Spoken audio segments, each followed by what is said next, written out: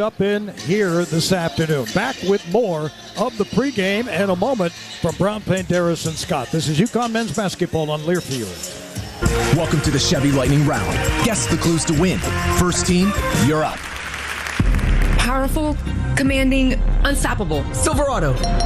Adventurous, fun, techie. Trailblazer. Stylish, nimble. Tracks. Innovative, electric. Blazer EV. Lightning Round champions. You've guessed all the right Chevy clues. Wherever the year takes you, explore it together in the Chevy of your choice. Visit your Connecticut Chevy dealers. We're all about community. It's who we are. Local communities made up of customers, families, and friends. Business owners invested in helping their communities thrive. Dedicated employees committed to giving back in ways that go beyond banking. If your banking relationship leaves you wanting more, come join our community. It's your bank, your choice, your dime. From the Berkshires to the Long Island Sound, this is the UConn Sports Network from Learfield. We asked parents who adopted teens to share their journey. If you build a relationship, then it becomes easier. If you build trust, it becomes easier. As a parent, you want what's best for your child. To give them the love that a child needs is probably the best thing you can do for a teenager. Learn about adopting a teen from foster care. Visit adoptuskids.org to learn more. A message brought to you by Adopt US Kids, the U.S. Department of Health and Human Services, and the Ad Council. You say you never give in to a meltdown and never fill your feed with kid photos. You say you'd never put a pacifier in your mouth to clean it and never let them run wild through the grocery store. So when you say you'd never let them get into a car without you there, know it can happen. 1 in 4 hot car deaths happen when a kid gets into an unlocked car and can't get out. Never happens. Before you leave the car, always stop, look, lock. Brought to you by NHTSA and the Ad Council.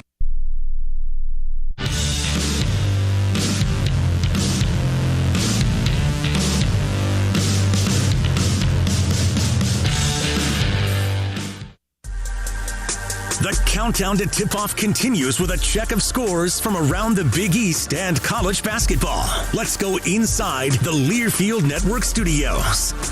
Andrew Allison back inside the Learfield Network studios as we're getting you ready for 4th-ranked UConn and DePaul. Let's go ahead and take a look at the out-of-town scoreboard. 4 other games in conference, and we'll actually start our way going west to east at 2 o'clock in Omaha. Creighton will host St. John's.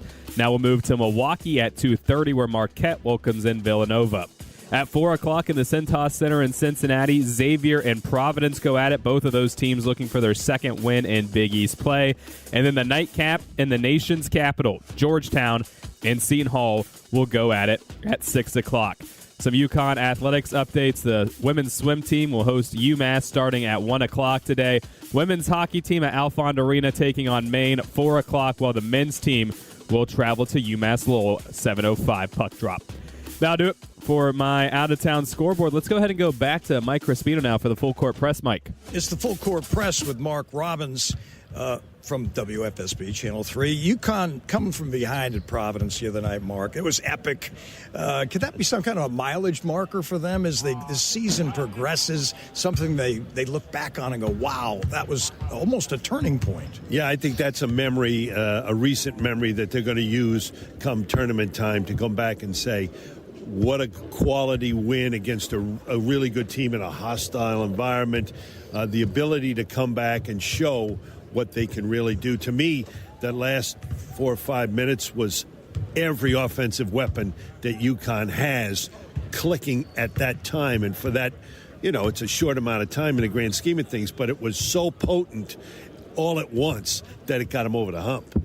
Yeah, it certainly did. Braylon Mullins, streaky so far, 10 games as a freshman, double figures 6 times, but he seems to be saving his best for the road. What does that say about him, do you think? To me, it's a sign of greatness. I don't know. What do you think? I think it could be that. I think it's also a sign of being a freshman, and maybe he puts too much pressure on himself at home to perform, especially, he kind of got it started, as we talked about, at Kansas, and then he comes home and didn't play all that well, as I remember. I forget it was who it was against, but I think maybe he concentrates a little more being on the road, unfamiliar surroundings, so maybe he's a little bit more focused. And again, that's part of being a young player, but he certainly has the ability and that quick trigger, and when he gets going, I mean, he's it's flame on. It's a sign of, it really is a beautiful thing to watch that jump shot. Silas Demery, kind of reminiscent the other night, I thought, of Tristan Newton, who began to emerge midway through his first year with Dan Hurley. Are there similarities between those two guys? You mean besides wearing the same number? Yeah, absolutely. I think they brought him in. I think they told him. I think Dan Hurley and the staff told him, you're our next Tristan Newton in this program. And so, and it's been laid out. You got, not that you have to, but there's 2 championships there. And I think he's taken his time to get to develop cohesiveness with his team, get familiar with everything, be used to being in the basketball capital of the world. And now I think that ignited him, hopefully, that game ignited him where he could control things at both ends of the floor for periods of time where he was, the guy on the floor. DePaul today, they've been down a while. How important is it that they get good at some point here for the Big East? Because it's Chicago. It's a huge market. Yeah, it's mind-boggling. I mean, there are kids walking around the streets of Chicago that can play in the Big East. We know that in big cities all over the country. And why DePaul hasn't been able to get its fair share of those kids, in the neighborhood is really mind-boggling. But maybe they can, if they can do that, then they can definitely kind of turn that corner, and it would be great for the league. The league is perceived down a notch maybe this year, not terribly far down, but not quite as good as it's been. Maybe if DePaul at the end of this year, beginning of next, can rise up, can take the league with them. All right, Mark, appreciate it. Thanks for the visit. Always a privilege, Mike. Well, privilege. I don't know. That's big, Mark. All right, thanks to Mark Robbins. Wayne Norman next with the Scouting Report. This is UConn basketball from Brown Banderas and Scott on Learfield. Is your retirement game plan a well-executed play or just a Hail Mary? I'm Eric Hogarth, certified financial planner at Johnson Brunetti. As the official wealth management sponsor of the UCONN Huskies, we've helped over 7,000 families navigate and thrive in retirement. Level up your financial playbook by visiting johnsonbrunetti.com for free financial planning resources. Johnson Brunetti Retirement, your financial playmaker. Johnson Brunetti is a marketing name for the businesses of JV Capital and JN Financial. Investment advisory services offered through JV Capital, LLC. Insurance products offered through JN Financial, LLC. Are you traveling out of Bradley Airport and need a safe, reliable place to park your car? Trust your vehicle to Last Fly Off-Airport Parking, located on Route 75 in Windsor Locks. They have both valet and self-park options to fit any budget. Last Fly is open 24 hours a day and will get you to the airport on time every time. Join their loyalty program to earn points for free parking, and be sure to ask about their corporate discounts. Save 20% by pre-booking online at lazfly.com. Last Fly is the official parking company and a proud supporter of UConn Athletics. Heard from Bridgeport to Willimantic. This is the UConn Sports Network from Learfield. Let's take a moment to breathe. Deep inhale. Extend your spine. Remain focused on what you're doing. If safe to do so, exhale slowly, leaning to one side. Inhale back to center. If safe to do so, exhale slowly to the opposite side. Find mental health resources at loveyourmindtoday.org. This message is brought to you by the Huntsman Mental Health Institute and the Ed Council. Put your phone on D&D, that means that do not disturb when you're driving. And when you're going from point A to B, I need you to stay safe, please, so always sing with me. So put your phone on D&D, that means that do not disturb when you're driving. And when you're going from point A to B, I need you to stay safe, please, so always remember this beat. Don't drive distracted. A message brought to you by the National Highway Traffic Safety Administration, Project Yellow Light, and the Ad Council.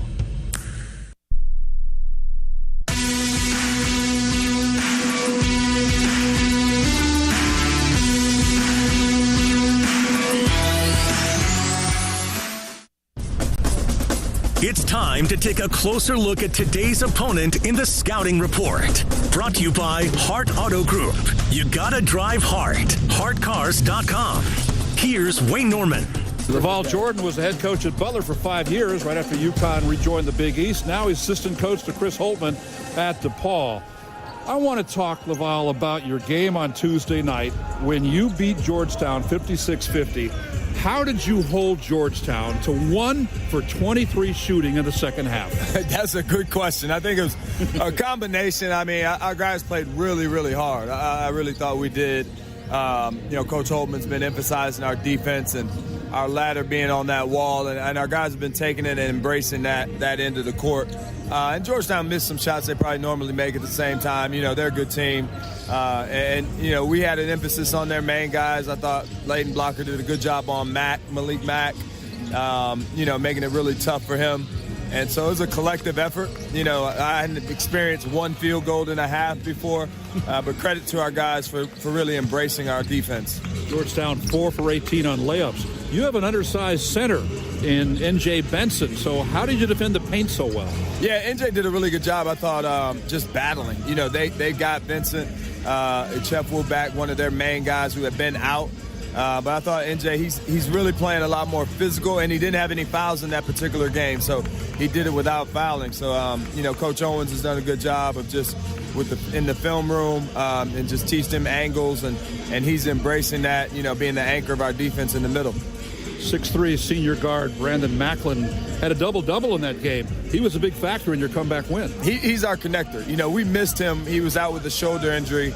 We beat Georgia Tech, and then in the LSU game right afterwards, he went down, missed a few games with that shoulder injury, and we missed him. He's our energizer, our connector. He really plays with a motor on the defensive end of the floor, so having him back and having him closer to 100% is a big thing for our team. 20 days ago in Chicago, UConn fell behind early and then eventually won 72-54 without Solo Ball, who was out with the wrist injury. What was your take on that game and what adjustments you can make in this game today? Yeah, they're really good. I mean, obviously not having Solo in our game, that's a big weapon for them. But Braylon Mullins was coming back at the same time in that game, so they were down one man and added another one. But they've got so much firepower with Caravan. He's a KG veteran. Terrace on the inside. I think Demery's phenomenal at the point guard position for their team.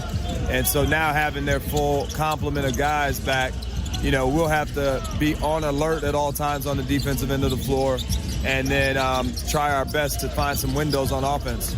LaVall, always good to see you. Thanks for your time. Hey, thanks a lot. Good to be here. He's the assistant coach at DePaul and general manager, LaVall Jordan. Up next, head coach of the Huskies, Dan Hurley, talks to Mike Crispino. From Brown, Panderas, and Scott, this is UConn basketball on Learfield. At M&T Bank, we believe in making banking simple for our customers, like we did for Margarita, the CEO of Mas Panadas, a woman-owned empanada company. M&T has taken a significant weight off her shoulders with their tools, their support. I don't want to be worried about banking and worrying about my finances just not running smoothly. And if there's any snag, that I can just grab the phone and call and get help. See what banking together can do for you at mtb.com/together. Member FDIC. Happy New Year. There's no better time to start 2026 with a brand new vehicle from Monaco Ford and enjoy the Monaco difference. When you purchase a new Ford, you get exclusive benefits at no extra cost, giving you a better ownership experience from day one. These perks also help maintain your vehicle's value, so you enjoy stronger resale in the future. Start the year off right. Experience the peace of mind, convenience, and added value that comes standard at Monaco Ford. Visit us in person or online at monacoford.com. Connecticut is Husky Nation. This is the UConn Sports Network from Learfield. We asked parents who adopted teens to share their journey.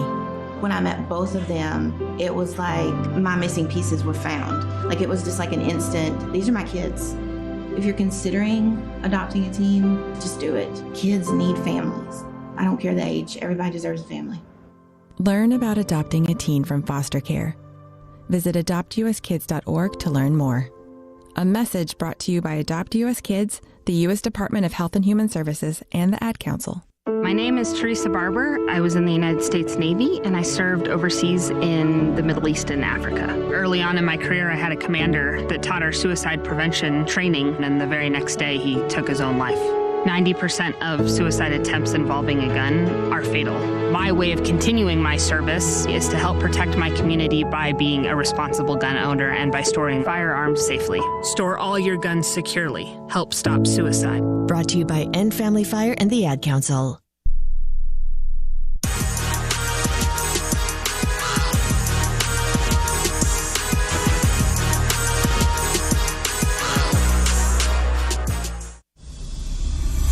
It's time to check in with UConn head coach Dan Hurley. Brought to you by Orthopedic Associates of Hartford. Make your move. Live your life. Connect with the top orthopedic specialists at oahct.com.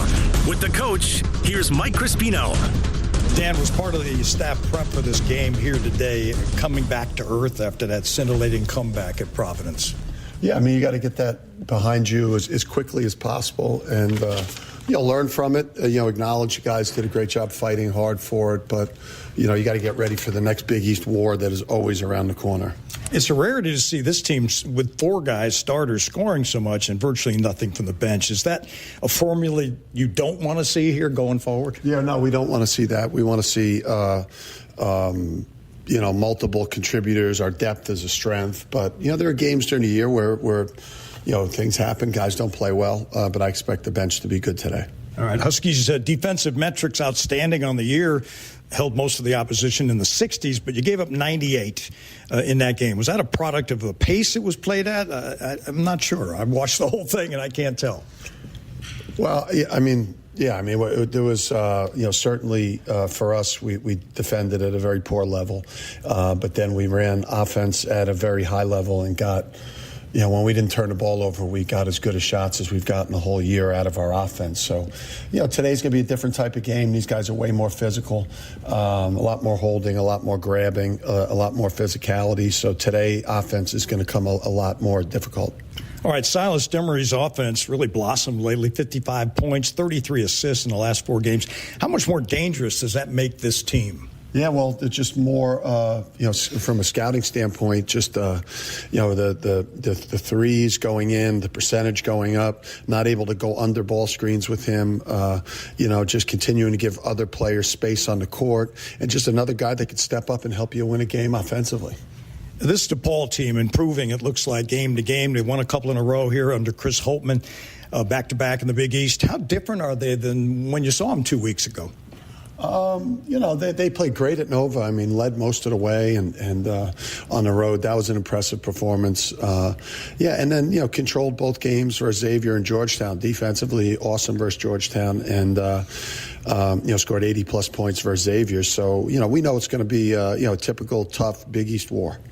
And the first time around, you neutralized Layden Blocker, went 5 for 13, 1 of 5 from 3. How'd you do that, and is that one of the keys today? Got to keep him out of the paint. Paint is huge for him, and not letting him get downhill, and trying to make him uncomfortable because he's prone to turn it over. But I think with all these guys, whether it's Glocker, C.J. Gunn, or Benson, or even Macklin, who's a really good player. They got a number of good players. This is not the same DePaul team.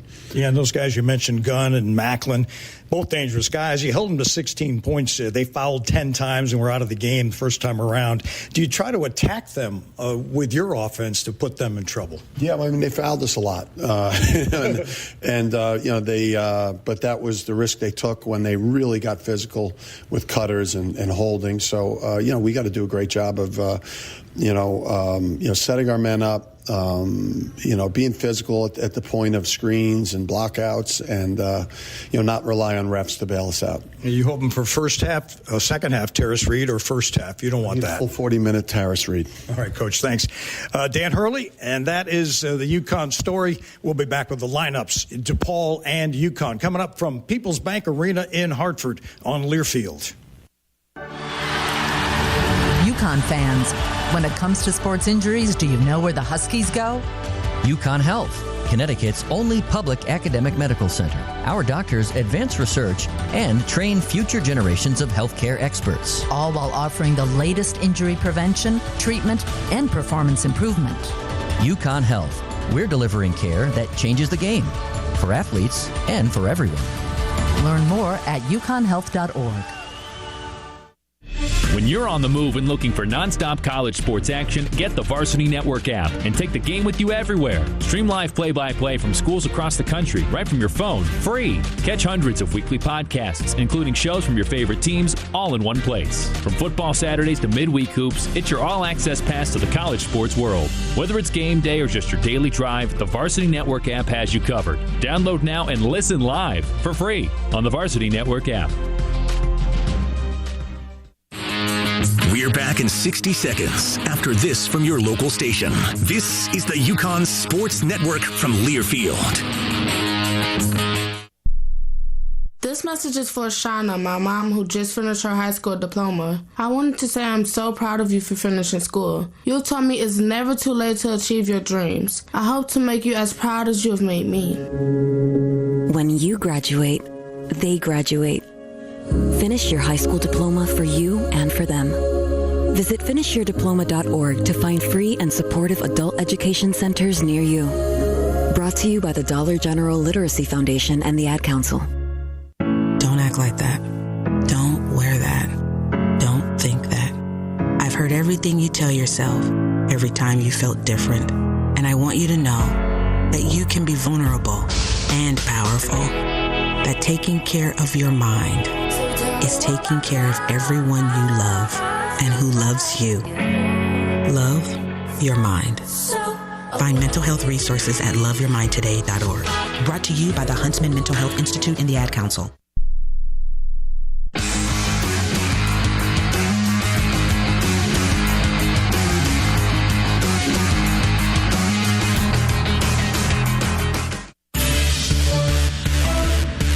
Home of the 6-time national champions. This is UConn Huskies men's basketball. Karaban on the right wing. Dumps down to Riba. Riba lays it in right-handed. And Todd Golden's got to stop the bleeding. Play-by-play coverage of today's game is sponsored by Laz Fly Airport Parking. We've got lots to offer. Lippincott Van Lines, the definition of moving excellence. M&T Bank, proud to be the official bank of the UConn Huskies and a leader in small business loans in Connecticut. SeatGeek. SeatGeek is the official fan-to-fan ticket marketplace of UConn basketball. Find tickets to UConn games and more. SeatGeek. UConn Health, delivering care that changes the game for Husky athletes and for everyone.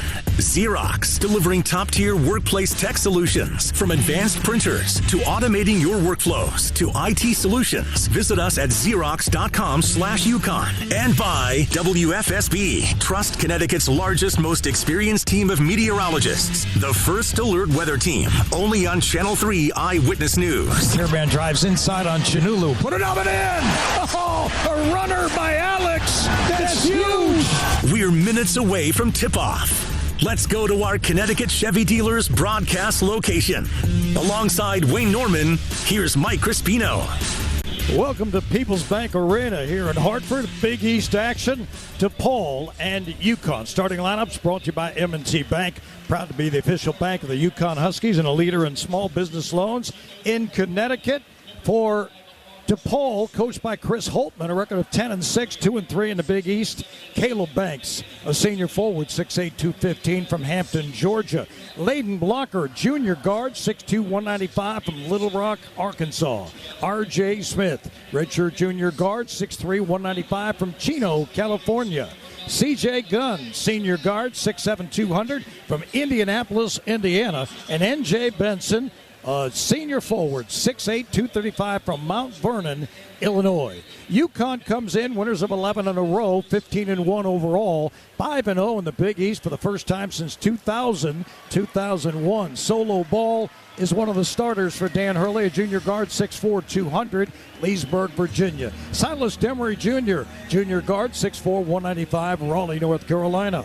Terrace Reid, senior center, 6'11", 265, St. Louis, Missouri. Alex Caravan, redshirt senior forward, 6'8", 230, Southborough, Mass. Braylon Mullins, freshman guard, 6'6", 196, from Greenfield, Indiana. Back with more X's and O's with Wayne Norman from Brown Banderas and Scott. This is UConn men's basketball on Learfield. Listen closely. Did you hear that? That's the sound of employees being productive. They're so efficient because they partnered with Xerox to manage workplace technology. From advanced printers to automating your workflows to IT solutions, our local experts ensure your business runs smoothly. Visit us at Xerox.com/UConn. Xerox. We make work work. Planning a move? Let Lippincott Van Lines, the official mover of the UConn Huskies, take the worry and stress out of your relocation. Whether you're moving across the country, across the world, or just across the street, Lippincott Van Lines will handle your packing, moving, and storage needs with the care and quality they deserve. If the UConn Huskies football team can trust Lippincott to get their gear to the field on time, you can trust them to get your items where they need to be. Call Lippincott Van Lines today for a free estimate at 800-245-8563. Is your retirement game plan a well-executed play or just a Hail Mary? I'm Eric Hogarth, certified financial planner at Johnson Brunetti. As the official wealth management sponsor of the UConn Huskies, we've helped over 7,000 families navigate and thrive in retirement. Level up your financial playbook by visiting johnsonbrunetti.com for free financial planning resources. Johnson Brunetti Retirement, your financial playmaker. Johnson Brunetti is a marketing name for the businesses of JB Capital and JN Financial. Investment advisory services offered through JB Capital, LLC. Insurance products offered through JN Financial, LLC. Aw, shucks. The game's on TV, but I can't listen to the call of my favorite team broadcasters. Never fear. Sync My Game is here. Sync My Game? Yes, Sync My Game. If you have a DVR and streaming device, head to syncmygame.com from Learfield. It's never been easier to hear the impassioned voices of your favorite radio crew synced with the TV. Wow, thank you, Mr. Just remember, syncmygame.com. The Huskies live here. You're listening to play-by-play coverage of UConn men's basketball. Now back to our Connecticut Chevy dealers broadcast location. DePaul was picked 9th in the Big East preseason poll, one higher than last year when they went 14-20. But the Blue Demons are a much better defensive team than last year. They lost 2 starters from that team and have added 6 transfers and 3 freshmen. They beat Georgia Tech and won at Wichita State. They're the only team in the Big East to return last year's top 3 scorers. Their Achilles heel, rebounding, minus 2.6 on the glass in Big East games. They have an undersized center and don't have a true point guard. Keys for UConn today: number 1, rebound. Dominate the glass against a team with an undersized front line. DePaul is second to last in the Big East in rebound margin and get offensive rebounds and second chance points. The Huskies out-rebounded DePaul 40-28 3 weeks ago. Number 2, transition defense and ball screen defense. DePaul likes to run and shoot transition threes. They got a couple of easy baskets early on when they jumped out to an 8-2 lead 3 weeks ago against UConn. And number 3, Coach Hurley continues to look for improved ball security, rebounding, and ball screen defense. The Huskies had just 12 turnovers in Wednesday's overtime win at Providence. The keys of the game brought to you by Sullivan Automotive Group, where Braylon Mullins shops. Drive like a champion with Sullivan Automotive. 8 brands and 4 locations in Torrington and Avon. Online at sullivanautomotive.com. Thank you, Wayne. The officials, Jeff Clark, Tim Clockerty, and Nathan Farrell here this afternoon. Crowd filling in at People's Bank Arena, where UConn has been very successful over the last several seasons under Dan Hurley. They're 4-0 this year, 8-1 overall at home. Opening tip, sponsored by Trantolo & Trantolo, Connecticut's personal injury law firm. Terrace Reid in the UConn white. It tips it back to Alex Caravan, and the Huskies have it. They'll go right to left. Braylon Mullins along the right sideline, out front to Solo Ball, and Ball hands over to Demery. Ball deflected into the backcourt.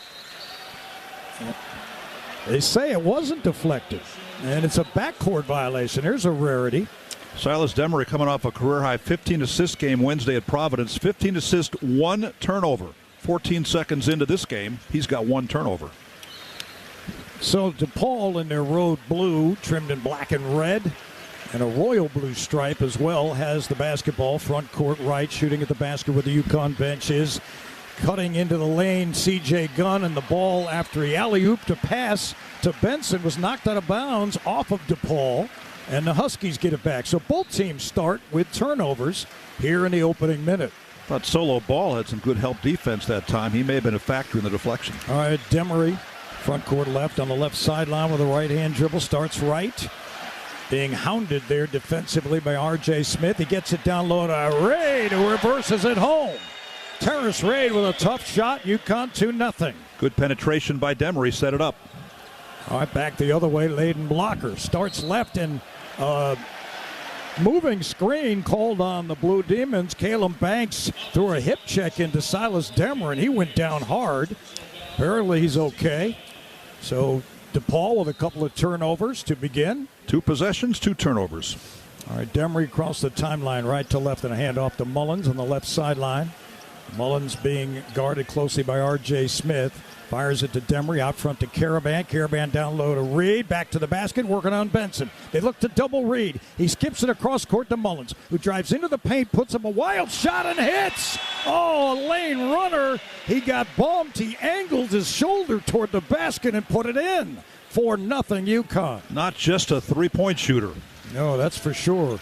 Here's Blocker. Top of the K being hounded. He fires it left to R.J. Smith on the sideline, guarded by Mullins. Keeps the dribble. They go pick and roll Benson. They fire it right to Layden Blocker. He's got Demery in front of him.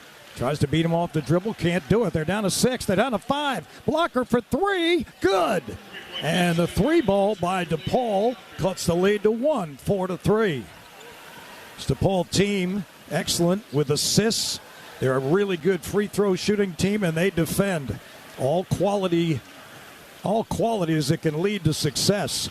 UConn front court left. It's Demery out at the UConn logo. Out front to Reed. Back to the basket.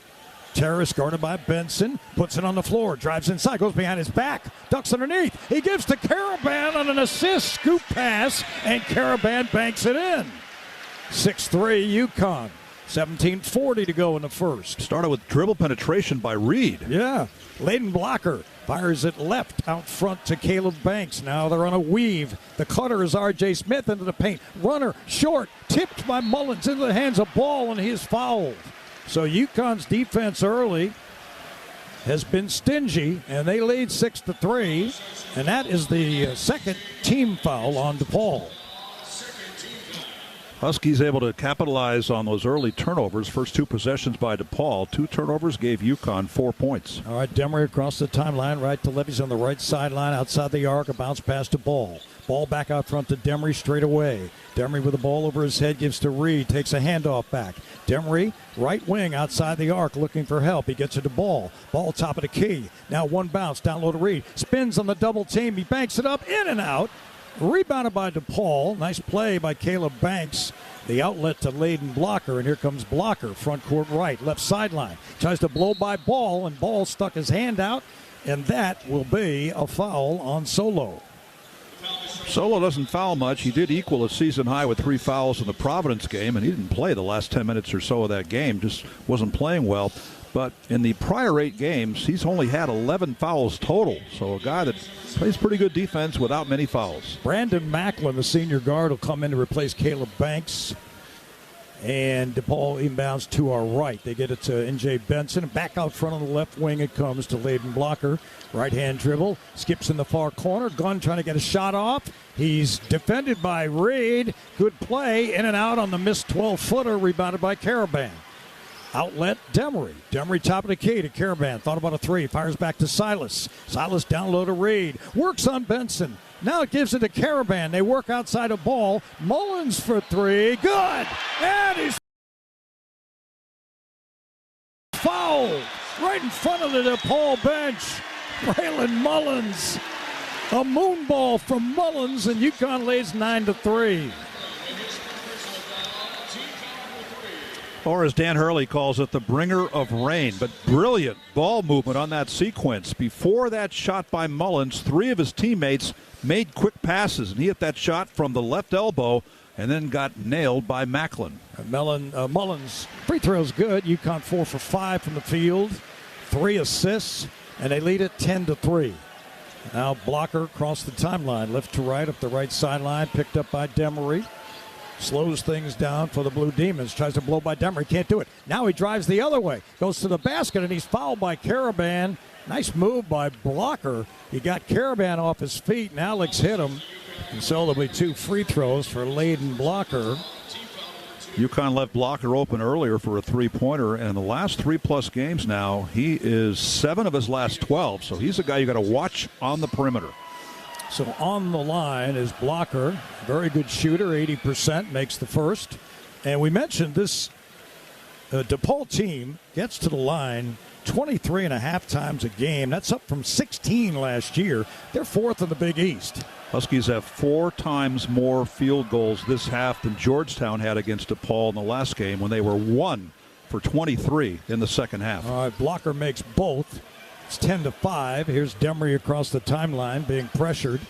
Now he backs away on the right sideline to set the offense up. Starts to his left, fires it over to Reed out front. Reed with a couple dribbles, wants to hand it off, keeps his dribble. Now around the screen, he still has it. Foul line extended right side. Spins in traffic, ducks underneath, missed the layup. Oh man, he missed a bunny. And it's rebounded by DePaul. Here they come.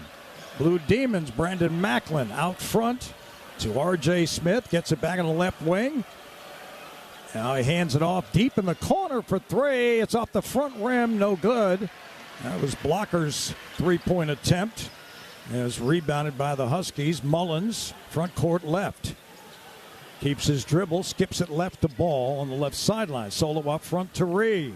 Reed with a handoff to Silas Demery, who drives right to the basket, lays it up. No, he missed it. That's 2 in a row the Huskies have missed. 10-5, 5 minutes in, UConn leads. They get it to C.J. Gunn on the left wing. He wants to shoot it. Good defense by Caravan. He gives it up to R.J. Smith. And now Macklin has it. He drives baseline on Mullins, and it's blocked by Reed or Mullins, one of the two. Outlet Mullins, front court left. Pull up 3. No good, front rim. Rebounded by Macklin. And Chris Holtman wants the Blue Demons to slow things down here. 14:40 to go in the first. They have it front court right, Layden Blocker. Guarded by Ball behind the screen, that time of R.J. Smith. Fires it to Smith on the left wing. Smith down low to Benson. Faces up on Reed. Couple of fakes, drives inside, and what do we have here? A foul is called on Terrace Reed. And that brings us to the timeout under 16 minutes. First foul on Reed. Husky Hoops brought to you in part by UConn Health. We're delivering care that changes the game for Husky athletes and everyone. 10-5 UConn, 14:25 left in the first. From Brown, Penderas, and Scott, this is UConn men's basketball on Learfield. Welcome to the Chevy Lightning Round. Guess the clues to win. First team, you're up. Powerful, commanding, unstoppable. Silverado. Adventurous, fun, techie. Trailblazer. Stylish, nimble. Tracks. Innovative, electric. Blazer EV. Lightning Round champions. You've guessed all the right Chevy clues. Wherever the year takes you, explore it together in the Chevy of your choice. Visit your Connecticut Chevy dealers. At M&T Bank, we're continuously working to provide value to our customers. Like Lou, the CEO of OOFOS, a revolutionary footwear brand. I think the thing I like most about working with M&T Bank is knowing they care. They sincerely care about us as a company. It's not just about the business transaction. They personally care about our business and our success and would make decisions that go above and beyond to achieve that. See what banking together can do for you at mtb.com/together. Member FDIC. Hey, Husky fans! It's college basketball season, and SeatGeek is the official ticket marketplace of Alley Oops. SeatGeek makes it easy to find tickets so you can be a part of all the courtside action this season. Whether you're buying or selling tickets to UConn basketball games or to any other live event in your area, SeatGeek is the place to do it. SeatGeek is the official fan-to-fan ticket marketplace of the UConn Huskies. Let's go, Huskies! SeatGeek. This is UConn men's basketball. Now back to our Connecticut Chevy dealers broadcast location. Listen during our broadcast for our Dime of the Game presented by Dime Bank. Community banking lives here. UConn, 49 years playing in what was the Hartford Civic Center, then the XL Center, among others. Now People's Bank Arena. UConn 309 wins, 106 losses. That's almost 75% success. 113 wins, and Big East plays 68 losses over the years. 23 straight wins in this building. The last time they lost here was in January of 2023 when St. John's beat them 85-74. Huskies off to a good start. Remember, they did not have a good start the first time these teams played.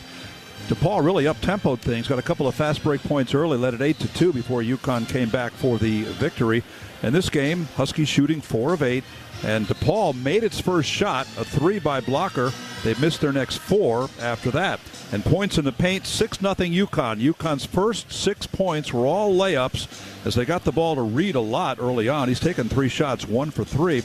And then after that 6 points in a row in the paint, then came the 4-point play by Braylon Mullins, who took the assist pass from solo ball, made the free throw. That's the 6th time this year a UConn player has been fouled on a 3-point shot and went to the line. UConn and DePaul, this is the 24th time they've met. Lopsided in favor of the Huskies, 22-1. And on the alley-oop, Benson is going to lay it up as DePaul out of the timeout gets a great play and an easy deuce, and it's 10-7. Huskies left the lane wide open in that baseline out of bounds. Here's Demery, front court left, straight away, to his right with a dribble, gives to Ball. Ball now has the ball picked off, and DePaul has it, and they're on the run. Here they come. R.J. Smith deals it left to Macklin on the left sideline. Foul line extended. Puts it on the floor. Smith gets it back. 3-ball no good. Long rebound comes back to DePaul. Smith has it. Top of the three-point arc. Gives to Benson. High post left. He's guarded by Eric Ryba, who just came in the ball game. Now Macklin tries to drive by Ryba. Left baseline. Can't do it. Kick it back to C.J. Gunn. On the perimeter, it's in the hands of Layden Blocker. Step back 3. Off the front rim, no good. And Ryba tracks down the rebound. 13.5 to go. Here's Mullins driving to the basket. Puts it up, missed it. Huskies have missed 3 from close range in the opening 6 minutes. They lead at 10-7. This is Macklin, Brandon Macklin, top of the arc. Picked up on a switch, and then Jalen Stewart stops him on the run. The shot is missed, saved by DePaul, but stepping on the baseline, Brandon Macklin of the UConn basketball. The Huskies, Jalen Stewart, Eric Ryba, solo ball, Braylon Mullins, and now Malachi Smith in for Silas Demery. Alex Caravan's going to come in as well, and he will replace Braylon Mullins. Yeah, he got his 1 minute of rest. Rebounding even 6-6. That's one thing I talked to LaValle Jordan, the assistant coach, about before the game. They're not a good rebounding team, and they said, we've got to send more guys to the glass in this game. All right, Malachi Smith, who wears that long shirt underneath his UConn white home jersey that reads Connecticut across the front, has it straight away, front court left. And now Malachi to the right sideline with it. And he has the ball stripped. Nice steal. Immediately, Cruz McClure, the freshman, on a run out. McClure gets it back into the paint. He gives it up for a 3, and the corner no good. Rebounded by Caravan. The 3 by R.J. Smith was short, and the Huskies get it back. Jaden Ross gets set to come in. Here's Malachi on a drive down the right side of the lane. Lays it in, and he's fouled. So Smith, who admittedly has been in a bit of a funk, gets to the bucket and gets a big basket. Now he gets a chance for a 3-point play.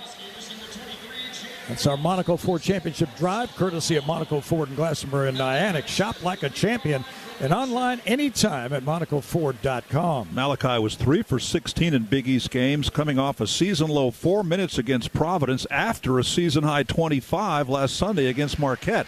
I think with his limited playing time on Wednesday, these are important minutes for him right now. And the first play, he turns it over. Next play, gets a driving layup. And a 3-point play with a free throw off the front rim. So 12-7 UConn. This is DePaul with it, front court right. Cruz McClure, good-looking freshman, being hounded by Jaden Ross. Has to give it up on the perimeter to Brandon Macklin, who drives down the lane on Stewart. Banks it up, no. And a foul is called. Dan Hurley arguing there was a flop. There wasn't that much contact, but it's going to put DePaul on the line where they love to be. You know, one quick thing on Malachi Smith.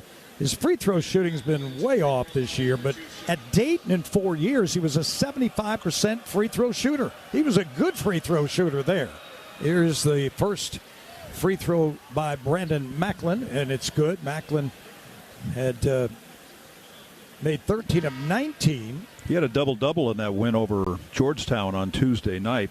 Jalen Stewart got the foul. 4 team fouls on UConn. 4 players each have 1. Paul has 4 as well. Macklin's second one is good. So Macklin will come off the court. C.J. Gunn, who averages 14 a game, comes back in.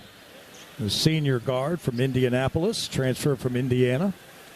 All right, Malachi Smith against double coverage. They get it down into the far corner to Jaden Ross. Ross back to Smith on the right sideline. Good pressure defense by DePaul. He hands it to Caravan out front to Ross. Ross now being hounded by McClure, the freshman. Starts back to his left, gets to Malachi. Drives to the paint, try to scoop it up, and doesn't go. It's rebounded by Gunn. Gunn quickly to the front court on the right wing, picked up by Caravan. Outside handoff to R.J. Smith. Caravan, the only starter on the floor for UConn right now. All right, Smith guarded by Ross. Outside the arc near the timeline. Starts to his right, cut off. Now back to his left. Out front it goes to McClure. McClure in the far corner to C.J. Gunn for 3. No good, and a foul is called on Caleb Banks, who throws the ball on the ground. Does not draw a technical foul, which normally he would. But Nathan Farrell just disregarded it. And we go to the timeout under 12 minutes, 11:22 to go. Coach Hurley talking to Farrell right now, and I bet it's right about that. All right, coverage of the Huskies brought to you by Brown Panderas & Scott, the proud full-service law firm, partner of UConn men's and women's basketball. With BPS Lawyers, you get more than a lawyer. You get a full-service law firm from Brown Panderas & Scott. This is UConn men's basketball on Learfield. UConn by 4 with 11:20 to go in the first. At Dime Bank, we're all about community. It's who we are. Local communities made up of customers, families, and friends. Business owners invested in helping their communities thrive. Dedicated employees committed to giving back in ways that go beyond banking. If your banking relationship leaves you wanting more, come join our community. It's your bank, your choice, your dime. Husky men's basketball returns in 60 seconds. This is the UConn Sports Network from Learfield. I'm a pretty great multitasker. I can wash dishes and do laundry. I can roller skate while walking my dog. I can even order lunch while doing my homework. But I can't use my phone while driving. A distracted driver is one of the leading causes of death in the United States. So when it comes to driving, please, don't be a multitasker. Don't drive distracted. A message brought to you by the National Highway Traffic Safety Administration, Project Yellow Light, and the Ad Council. How serious is youth vaping? Irreversible lung damage serious. 1 in 10 kids vape serious, which warrants a serious conversation from a serious parental figure like yourself. Not the seriously know-it-all sports dad or the seriously smart podcaster. It requires a serious conversation that is best had by you. No, seriously, the best person to talk to your child about vaping is you. To start the conversation, visit talkaboutvaping.org. Brought to you by the American Lung Association and the Ad Council.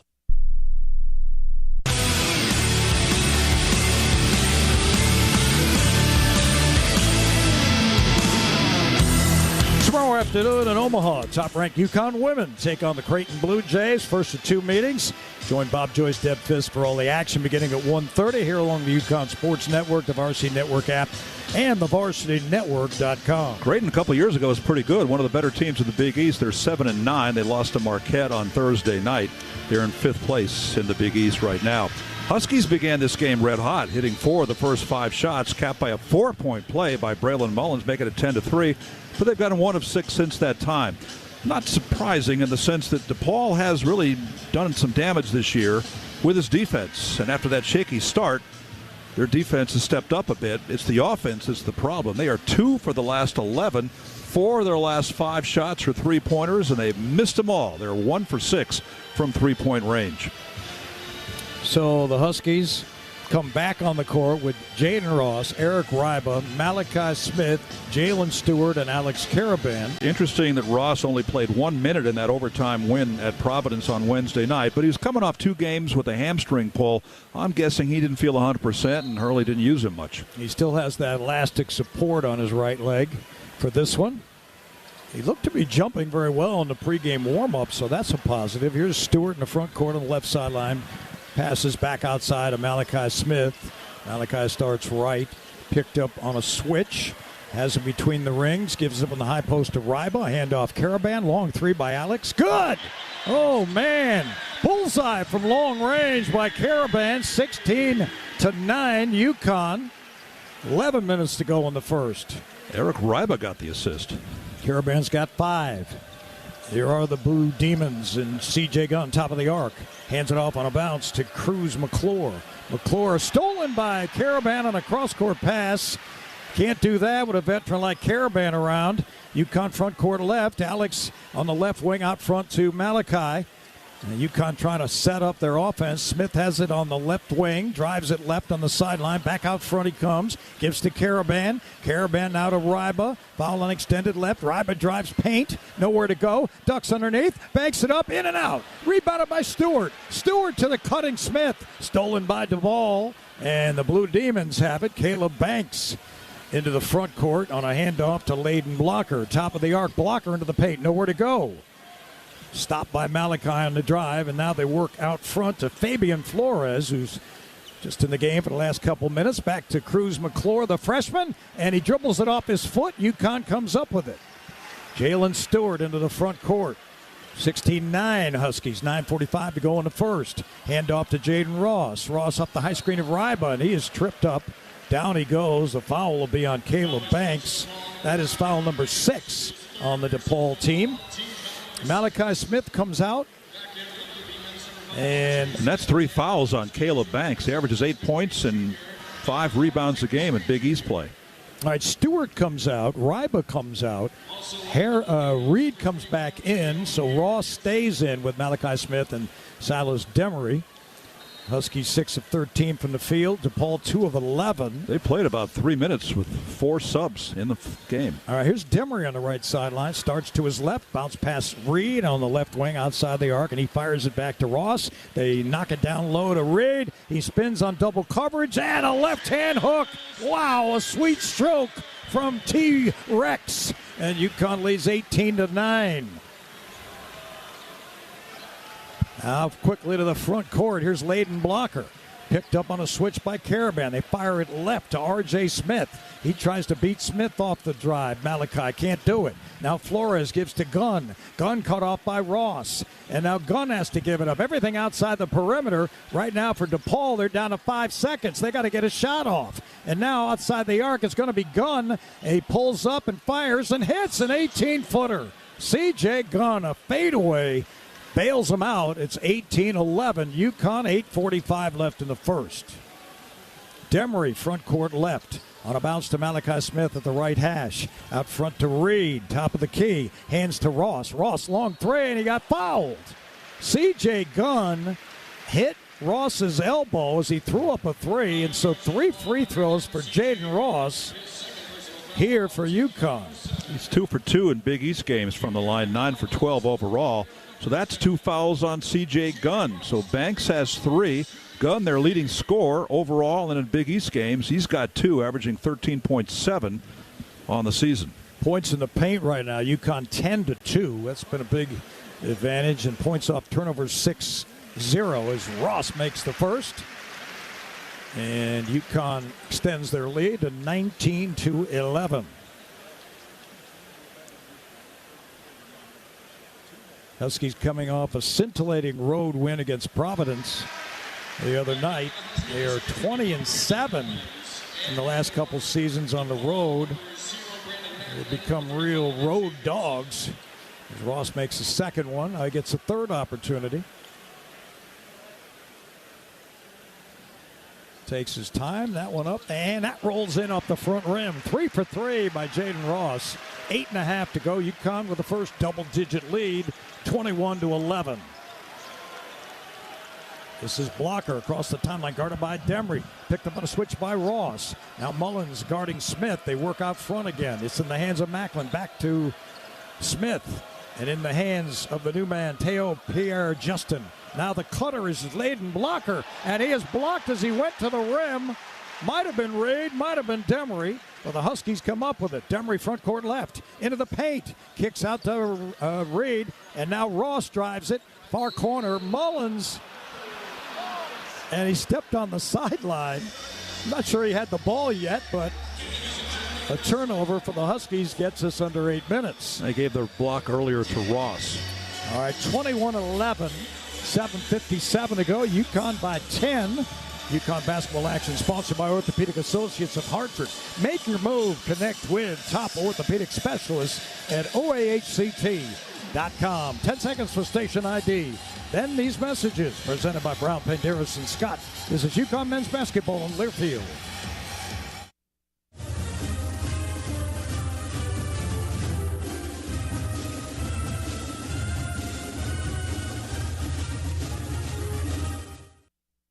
Mike Rowe here with a random fact. More than half of the homes that have basements in North America will experience water damage.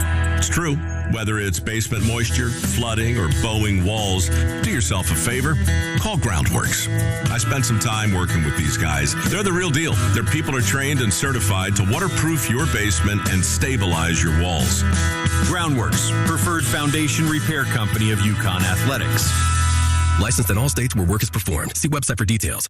Are you traveling out of Bradley Airport and need a safe, reliable place to park your car? Trust your vehicle to Last Fly Off-Airport Parking, located on Route 75 in Windsor Locks. They have both valet and self-park options to fit any budget. Last Fly is open 24 hours a day and will get you to the airport on time every time. Join their loyalty program to earn points for free parking, and be sure to ask about their corporate discounts. Save 20% by pre-booking online at lazfly.com. Last Fly is the official parking company and a proud supporter of UConn Athletics. Happy New Year. There's no better time to start 2026 with a brand new vehicle from Monaco Ford and enjoy the Monaco difference. When you purchase a new Ford, you get exclusive benefits at no extra cost, giving you a better ownership experience from day one. These perks also help maintain your vehicle's value, so you enjoy stronger resale in the future. Start the year off right. Experience the peace of mind, convenience, and added value that comes standard at Monaco Ford. Visit us in person or online at monacoford.com.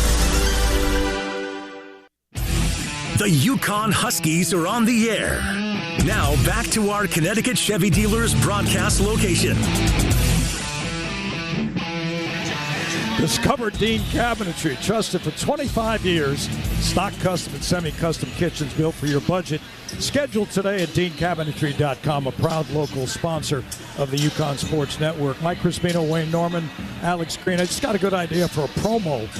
I would put your name first. Wayne Norman, trusted for 50 years in covering UConn sports, and, write the rest of the promo. What do you think of that? Bring it on. Bring it on.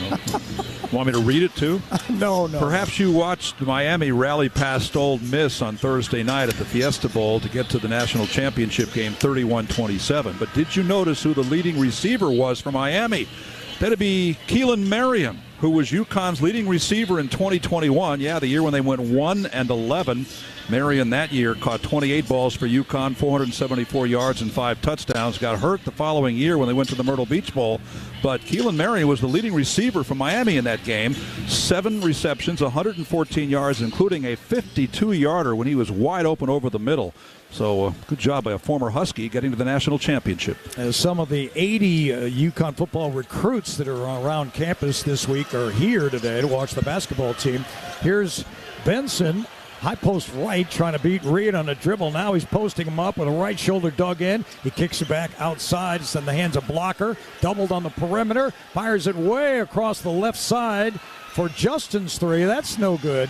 And it's rebounded by the Huskies. Mullins runs to the front court.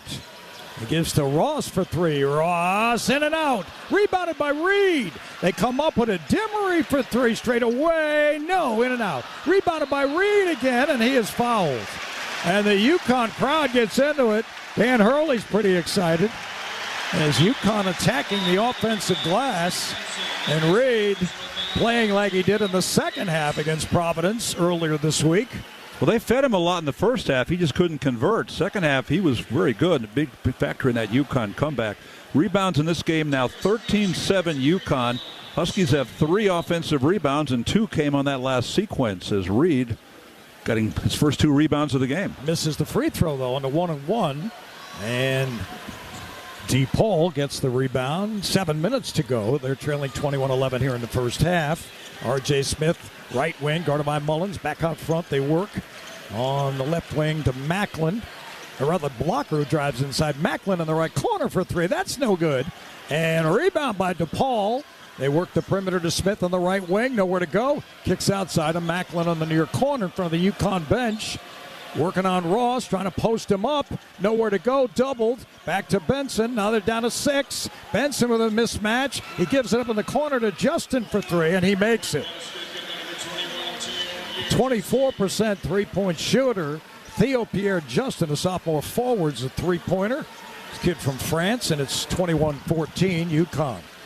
Front court left, it's Reed, high post left. Back to the basket on Benson, gives to Caraban, who drives to the basket. Caraban bumped and banked! Oh, Alex Caraban! What a drive by Captain America. 23 of 14, UConn by 9. Back the other way, Blocker starts on the left wing. It goes to the basket along the baseline. The kick out to Macklin. They go alley-oop, and Benson dunks it. So DePaul's offense starting to click again. 23-16 UConn. 6 minutes to go here in the first. The second dunk of the game. He's got 12 on the year. And Benson with his first basket. Here is Demery. Right wing, front court left. Starts back to his left. He had Caraban on the pick and roll. He gets it to him. Caraban lays it in. What an assist. Oh, Silas, the silencer. And UConn back up by 9. And Caraban with a great catch and finish. He's got 9. DePaul, front court right. R.J. Smith drives right. Cut off. Mullins trying to get in front of him. He does. They kick it back to Benson. High post right. Benson with a left-hand dribble and a handoff to Justin. He drives left. Back to Benson. Into the paint he goes. Stolen by Reed. Ross has it. Front court. Handoff Mullins. Mullins out front. Demery. Demery on the left wing. Looking for a screen. Gives it up to Mullins. That's a long-range 3. No good front rim. Ball knocked out of bounds. And they say it is DePaul's basketball. Reed got his hands on it, but couldn't quite get both hands on it. And it'll be DePaul basketball. Huskies doing damage in the paint. Caraban finishing off a couple of layups, but from 3, UConn is 2 for 6, while DePaul is 2 for 9. Ross comes out. Solo ball comes back in. Solo, no points, hasn't taken a shot yet. But he'll work on defense against Brandon Macklin, who works across the timeline left to right. And a steal by Reed. It's loose. Demery comes up with it. Down he goes. No whistle. And DePaul gets it back. Here's Macklin, front court right to Smith. And a foul is called on Mullins. And the UConn coaching staff, Mike Nardi, right in front of Mike where that foul was called. That one was questionable. A moment ago, Demery got roadblocked into the first row of the fans. Anyway, it's DePaul basketball. 4:43 to go in the first. They lead 25-16. And they give it up to Smith, who drives in the paint. Nowhere to go. Cut off by Mullins. Back out front to Justin for 3. And he's got another one. So 2 3-pointers by DePaul. And they're within 6, 25-19. Here's Demery. Driving left on the left sideline. Foul line extended. Lost it. Regains it. Gives to Reed on the high post left. Reed starts right. Benson just bouncing him all over the place. The ball stolen by DePaul. And here they come. On a run-out. Blocker all the way to the basket. Mullins, good D. But Blocker able to bank it in from 6 feet away. And DePaul is back within 4. 25-21. 4 minutes to go. DePaul's hit 4 straight shots. And the crowd coming alive, sensing the Huskies in some trouble here. There's Demery between the rings. Starts to his left. DePaul getting very physical on every play. Down low, it's Reed. They're going to double him. Reed, left to the rim. They steal it from him, and it's knocked out of bounds. They say off DePaul. Don't know about that one. It'll bring us to the timeout with 3:45 to go under 4 minutes. UConn's lead has been cut to 25-21. It did look like Terrace Reed was the last man to touch the basketball. We go to the timeout. A 4-point lead for UConn. From quality outdoor structures to custom handcrafted furniture, Cloder Farms, your destination for home and yard. We're worth the ride. Route 83, Ellington. From Brown Banderas and Scott, this is UConn men's basketball on Learfield. Power Station Events is the official production partner of the UConn Huskies, the ultimate one-stop source featuring audio, video, lighting, staging, talented DJs and musicians, photography and videography, stunning decor and florals, and much more. As we celebrate our 40th anniversary, we want to thank UConn Nation as we look forward to the next 40 years. Visit us at powerstationevents.com and let us help you plan your next awesome event. We bleed blue. This is the UConn Sports Network from Learfield. And here's Heather with the weather. Well, it's beautiful out there, sunny and 75, almost a little chilly in the shade. Now, let's get a read on the inside of your car. It is hot. You've only been parked a short time and it's already 99 degrees in there. Let's not leave children in the back seat while running errands. It only takes a few minutes for their body temperatures to rise, and that could be fatal. Cars get hot fast and can be deadly. Never leave a child in a car. A message from NHTSA and the Ad Council. You took the first step and quit smoking, but even former smokers may still be at risk for lung cancer. That's why SaveByTheScan.org wants you to know about a new low-dose CT scan that can detect lung cancer early. It takes only 60 seconds and could save your life. You took the first step, now take the next. Visit SaveByTheScan.org for a simple quiz to see if you're eligible and talk to your doctor about screening. SaveByTheScan.org is brought to you by the American Lung Association's Lung Force Initiative and the Ad Council.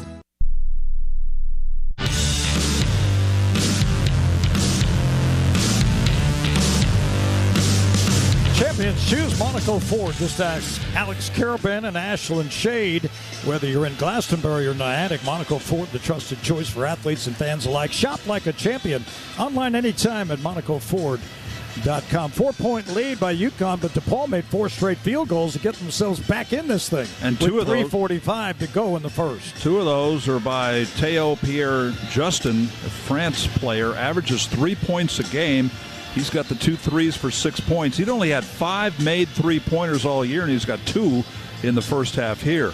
Huskies have cooled off a bit. DePaul has outscored them now 10-4 after UConn built the 10-point lead. Alex Caravan leading the way for UConn. He's 4 for 4 from the floor, 1 for 1 from 3-point range early on. And at the Providence game, Caravan moved ahead of Ben Gordon on the UConn career 3-point made list. And as far as total points, he's now 7 behind number 19, Earl Kelly, on the career scoring list. All right, Demery to inbound the ball to our left in the front court, and he gets it to Caravan, who dives inside. Ball came loose, and the Huskies don't come up with his Reed stepped on the baseline. What a lot of contact there. No whistle. And it'll be DePaul basketball. They've made 4 field goals in a row now and starting to feel confident with 3.5 to go in the first half. They work in the front court right. Justin out front to Brandon Macklin. Now it's in the hands of R.J. Smith, a redshirt junior guard, guarded by Mullins. Fires a left to Benson, a couple of fakes. Now dives inside, hooks it up, missed it. Rebound Reed. Outlet Mullins, ahead to Demery, left wing Ball. Ball drives left, cut off. Back out front to Demery. Demery on the left wing starts right off a screen by Reed. Demery changes direction into the paint, ducks inside, lays it in left-handed. Wow! That looked like Nate Archibald. I'm going old school right there because he went in left-handed among the trees and laid it up for two, 27-21. UConn under 3 minutes to go in the first. First field goal for Demery. All right, Layden Blocker outside of Justin, gives to Smith on the left sideline, guarded by Mullins. Smith starts to his left. Now on the drive with a left hand, and Mullins, good D, stuck right to him. They get it to Benson, who attacks Reed, and a ball knocked off of DePaul and out of bounds. What a defensive sequence by Terrace Reed that time, as Benson tried to bully his way into the paint and could not score it. They gave the block to Reed, second block of the game for UConn. DePaul came out of that timeout, and 2 possessions in a row, they've gone to their big man, 6'8", N.J. Benson. All right, UConn front court left. It's Demery to the basket. Lays it in right-handed. He went right over the big man, Flores. And so a couple of buckets by Demery. UConn leading 29-21. Certainly brought the crowd to life with those 2 layups. All right, here is Smith, front court right, back out front. It's in the hands of Macklin, guarded by Ball. Macklin puts it on the floor, starts left. They double him. Fires it right. It's in the hands of Blocker outside the arc. He goes by Demery. Can't get by him. Now he tried to post him up. Puts up a wild shot, and he's fouled. And Dan Hurley is apoplectic on that one, as it was a good sales job by the shooter that time. We get another look and see what happened. First foul on Silas Demery as they try to pound the paint. No. That was a complete act.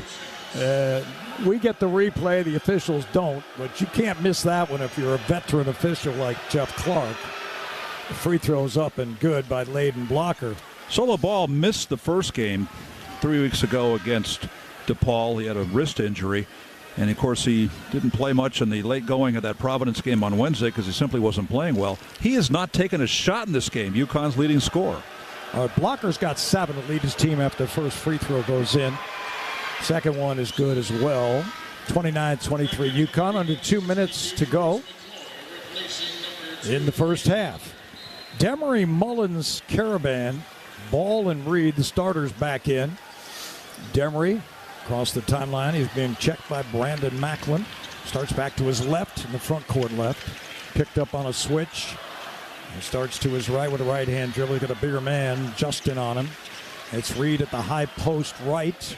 Looking to the cutting Caravan. Caravan missed the shot. He drove it inside. Good defense by R.J. Smith. And here comes Smith. A steal by Demery. And now Mullins 1-on-2. Whoa, what's going to happen here? Oh, Braylon the Kid! Oh, he dove in between 2 defenders, and he gets it to go, and he's fouled as well.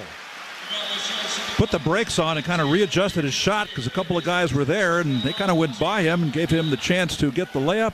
And the foul on Pierre Justin. Got to say, that was a bold drive by Braylon Mullins because he was taking 2 men on. You think about it. The numbers aren't in your favor, but he got himself worked down low, got the contact, made the layup. Now he goes for a 3-point play. He's 3 for 6 from the floor. 1 3-pointer made, 2 layups. All right, he and Caravan have 9 to lead the way. UConn's back up by 9, 32-23. Fast break points. The Huskies now have 3 based on that one play. They're 20-6 up in the paint in terms of points. Here come the Blue Demons. Out front, Justin has it, top of the key.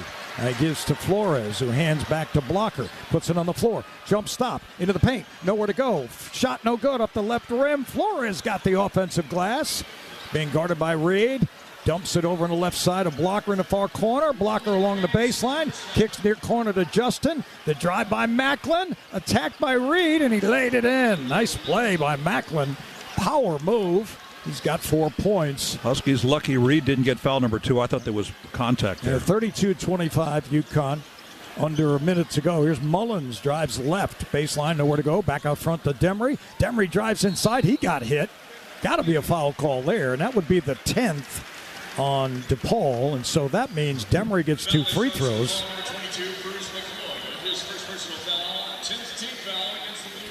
Demery in Providence the other night became one of 3 men in NCAA history to have 20 points, 15 assists, 5 steals. And one of 4 Huskies to score 20 points. First time in UConn history they've had 4 players with 20 points in a game. That blew me away. Free throws, good. Here's another one, Wayne. His first 4 games with UConn, Demery scored 52 points. He was an offensive threat. And then he went a little quiet, a lot of single-digit games. His last 4 games, he scored 55 points. So he's kind of back to what he was doing in the open 4 games as a Husky. He came close to a triple-double in the first game against DePaul this year. 13 points, 7 rebounds, 8 assists, and he might have gotten a few more stats except for having to leave the game for a while in the second half with a bad reaction to pickle juice at halftime. That story's become legendary in UConn circles this year. But the Huskies won that game even with his minutes in the locker room. All right, 30-second timeout was called. Demery's going to get another free throw when we get back here. 33-25 so far this afternoon. Demery with 4 points, 2 assists. UConn. Demery's got 5 points. Well, they didn't put it up on my board here yet, so. He's got the 2 layup. In fact, he scored all of his points in the last 3 minutes. He had the 2 driving layups to the hoop, made 1 free throw, got 1 more to come. But again, coming off the 15-assist game, he's got 2 in this one. All right, Silas on the line to try to make both of his free throws. UConn leading by 8, 33-25. We have 37.7 left. First half, UConn in their home white, Connecticut across the chest, and Demery makes the second one. And UConn extends their lead to 9. Full court pressure. Blue Demons having some trouble here, and they're able to break the press. They get it ahead to Justin, who drives inside and dumps it to Flores, who dunks. So the Blue Demons attack the pressure and score, and it's 34-27 UConn. Final 20 seconds, and UConn will call a timeout. Flores at 7'2", 225. They're one of the tallest teams in the Big East, although guys like Flores don't play a lot, but he played a fair amount in the UConn game. Didn't score 3 weeks ago, but did have 6 rebounds. Well, he's from Spain, so you can tell that Chris Holtmann is searching up and down all around for players. He's got Théo Pierre Justin from France. He's got players from all over the country. But you can tell this team is on the rise. Defensive stats tell you that. They're 4th in the league in allowing only 68.4 points. They share the ball well. They assist on 64% of their field goals. That's top 20 in the country. And they get to the line, and they've gone 6 of 6 when they got there here this afternoon. Pierre Justin came into this game 5 for 21 from three-point range on the season, mostly in non-league games. In fact, in Big East games this year, he was averaging 0 points a game. He's got 6 in the first half on back-to-back threes. UConn has it front court left. It'll be Caravan to inbound on the left sideline, right in front of Chris Holtmann, the coach of DePaul, and Caravan looking, got to get it in. He goes to the back court to Demery, who has to track it down back at the baseline. And now he walks it across the timeline. 15 seconds left in the half. Demery being guarded by Brandon Macklin. Now a screen by Caravan. Demery drives it left, fakes, puts it up, missed it, tipped. It comes back to him for 3. Got it! Yeah, he beat the buzzer! Silas! A little fortuitous bounce, and UConn is up 37-27, and Silas Demery, off the missed shot, gets the rebound and knocks down a 3 to end the half. Stay with us. The halftime report coming up with Andrew Ellison. That's next, presented by Brown Paint, Darrison Scott. This is UConn basketball from Learfield. When you start your day, be ready with Eyewitness News. Ready with your first alert to weather changes so the whole family's prepared. Ready for breaking news to keep your family safe. Ready with a clear look at delays and the best way around them. All so you're ready to start your day. From overnight breaking news to first alert weather and traffic, together every 10 minutes. Be morning ready with Caitlin Newclo, Tracy McCain, Scott Haney, and Caitlin Francis. Eyewitness News this morning, weekdays 4:30 to 7 on Channel 3. For comprehensive coverage of college basketball, tune to Sirius XM College Sports Radio Channel 84 in the car and on the Sirius XM app. For the win! Got it! Let's go! Sirius XM is the home of your favorite team and conference, including live games, plus interviews and analysis. He's got it! So cheer along with the Sirius XM app and listen to your favorite team anywhere. Get a free trial at SiriusXM.com/College Sports Radio 2025. Planning a move? Let Lippincott Van Lines, the official mover of the UConn Huskies, take the worry and stress out of your relocation. Whether you're moving across the country, across the world, or just across the street, Lippincott Van Lines will handle your packing, moving, and storage needs with the care and quality they deserve. If the UConn Huskies football team can trust Lippincott to get their gear to the field on time, you can trust them to get your items where they need to be. Call Lippincott Van Lines today for a free estimate at 800-245-8563. Which schools will take home the prestigious Learfield Directors Cup for the top college athletic programs for the 2025-26 college athletic season? Check out the criteria and follow the year-long standings of your favorite team at L Directors Cup on the X platform or online at thedirectorscup.com. Trophies will be awarded in June 2026 to the winning institutions in all college sports divisions. The Learfield Directors Cup, powered by NACDA, the crowning achievement in college athletics.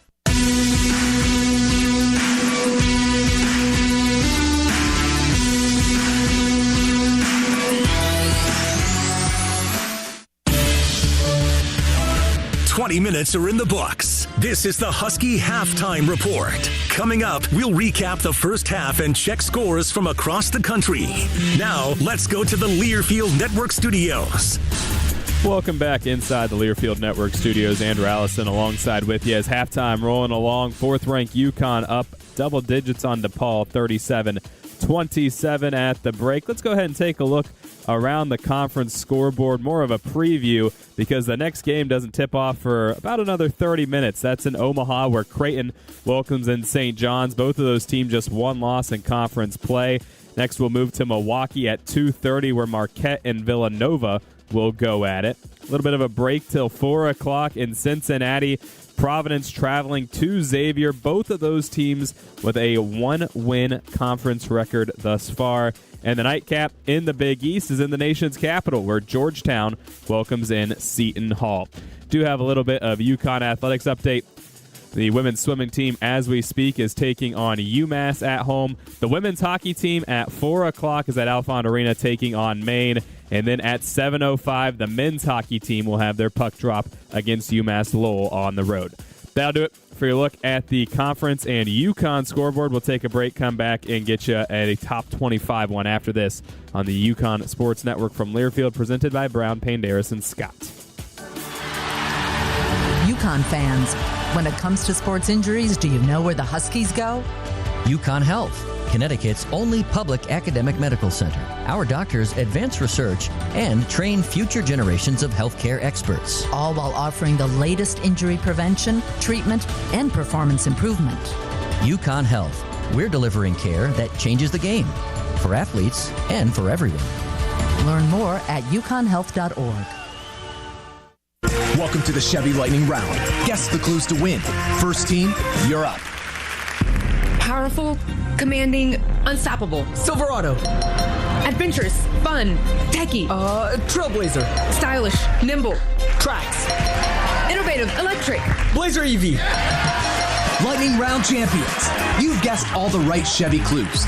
Wherever the year takes you, explore it together in the Chevy of your choice. Visit your Connecticut Chevy dealers.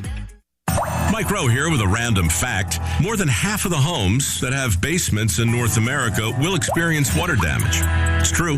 Whether it's basement moisture, flooding, or bowing walls, do yourself a favor. Call Groundworks. I spent some time working with these guys. They're the real deal. Their people are trained and certified to waterproof your basement and stabilize your walls. Groundworks, preferred foundation repair company of UConn Athletics. Licensed in all states where work is performed. See website for details. A true teammate takes on every day with a winner's attitude, gets up when they fall down, and leaves it all on the field. There's a group of teammates who do all these things every single day. But they're more than your typical athlete. They're kids facing unthinkable medical circumstances. Team Impact matches children facing serious illness and disability with college sports teams, creating a long-term, life-changing experience for everyone involved. Join us in the movement to get all kids in the game. Visit teamimpact.org to learn more. Team Impact. All in, all together.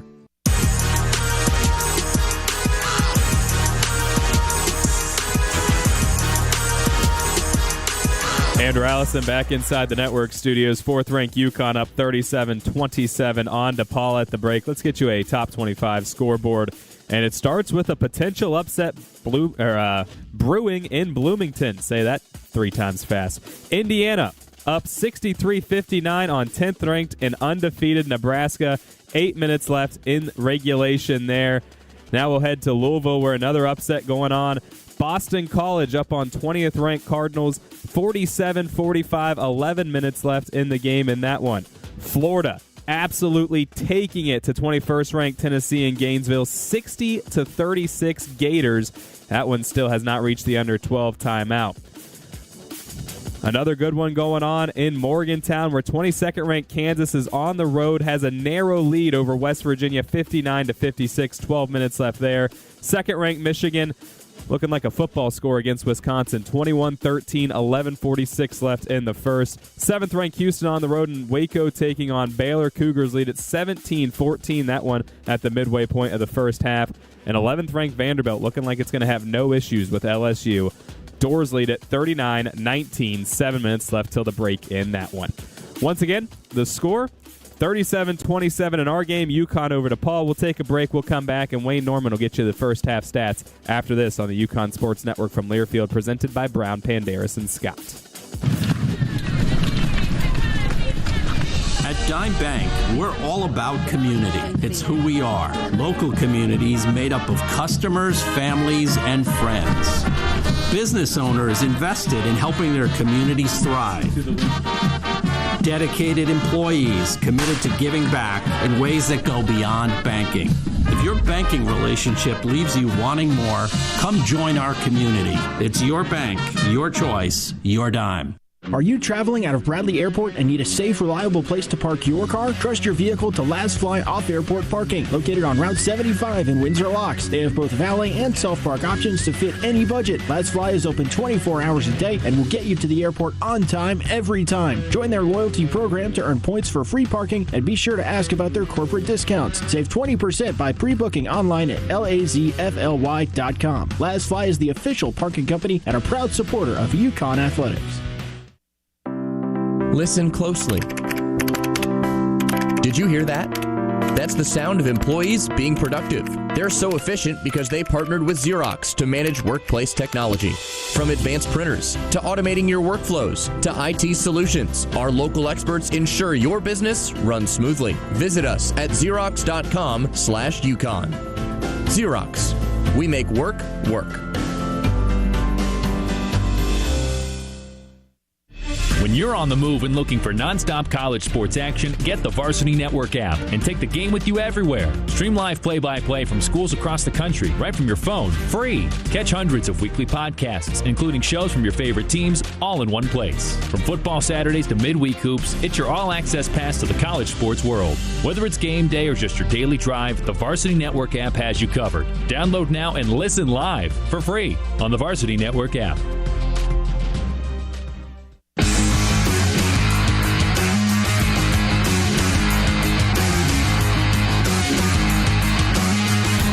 Wednesday night, UConn trailed Providence by 10 at halftime. Today, they lead DePaul by 10 points at halftime, led by Alex Caravan. Silas Demery and Braylon Mullins each has 9 points for the Huskies. Demery scoring all 9 of his in the final 3:04. Terrace Reed Jr. had 4 points, and Solo Ball, the Huskies' leading scorer, didn't take a shot, didn't score in the first half.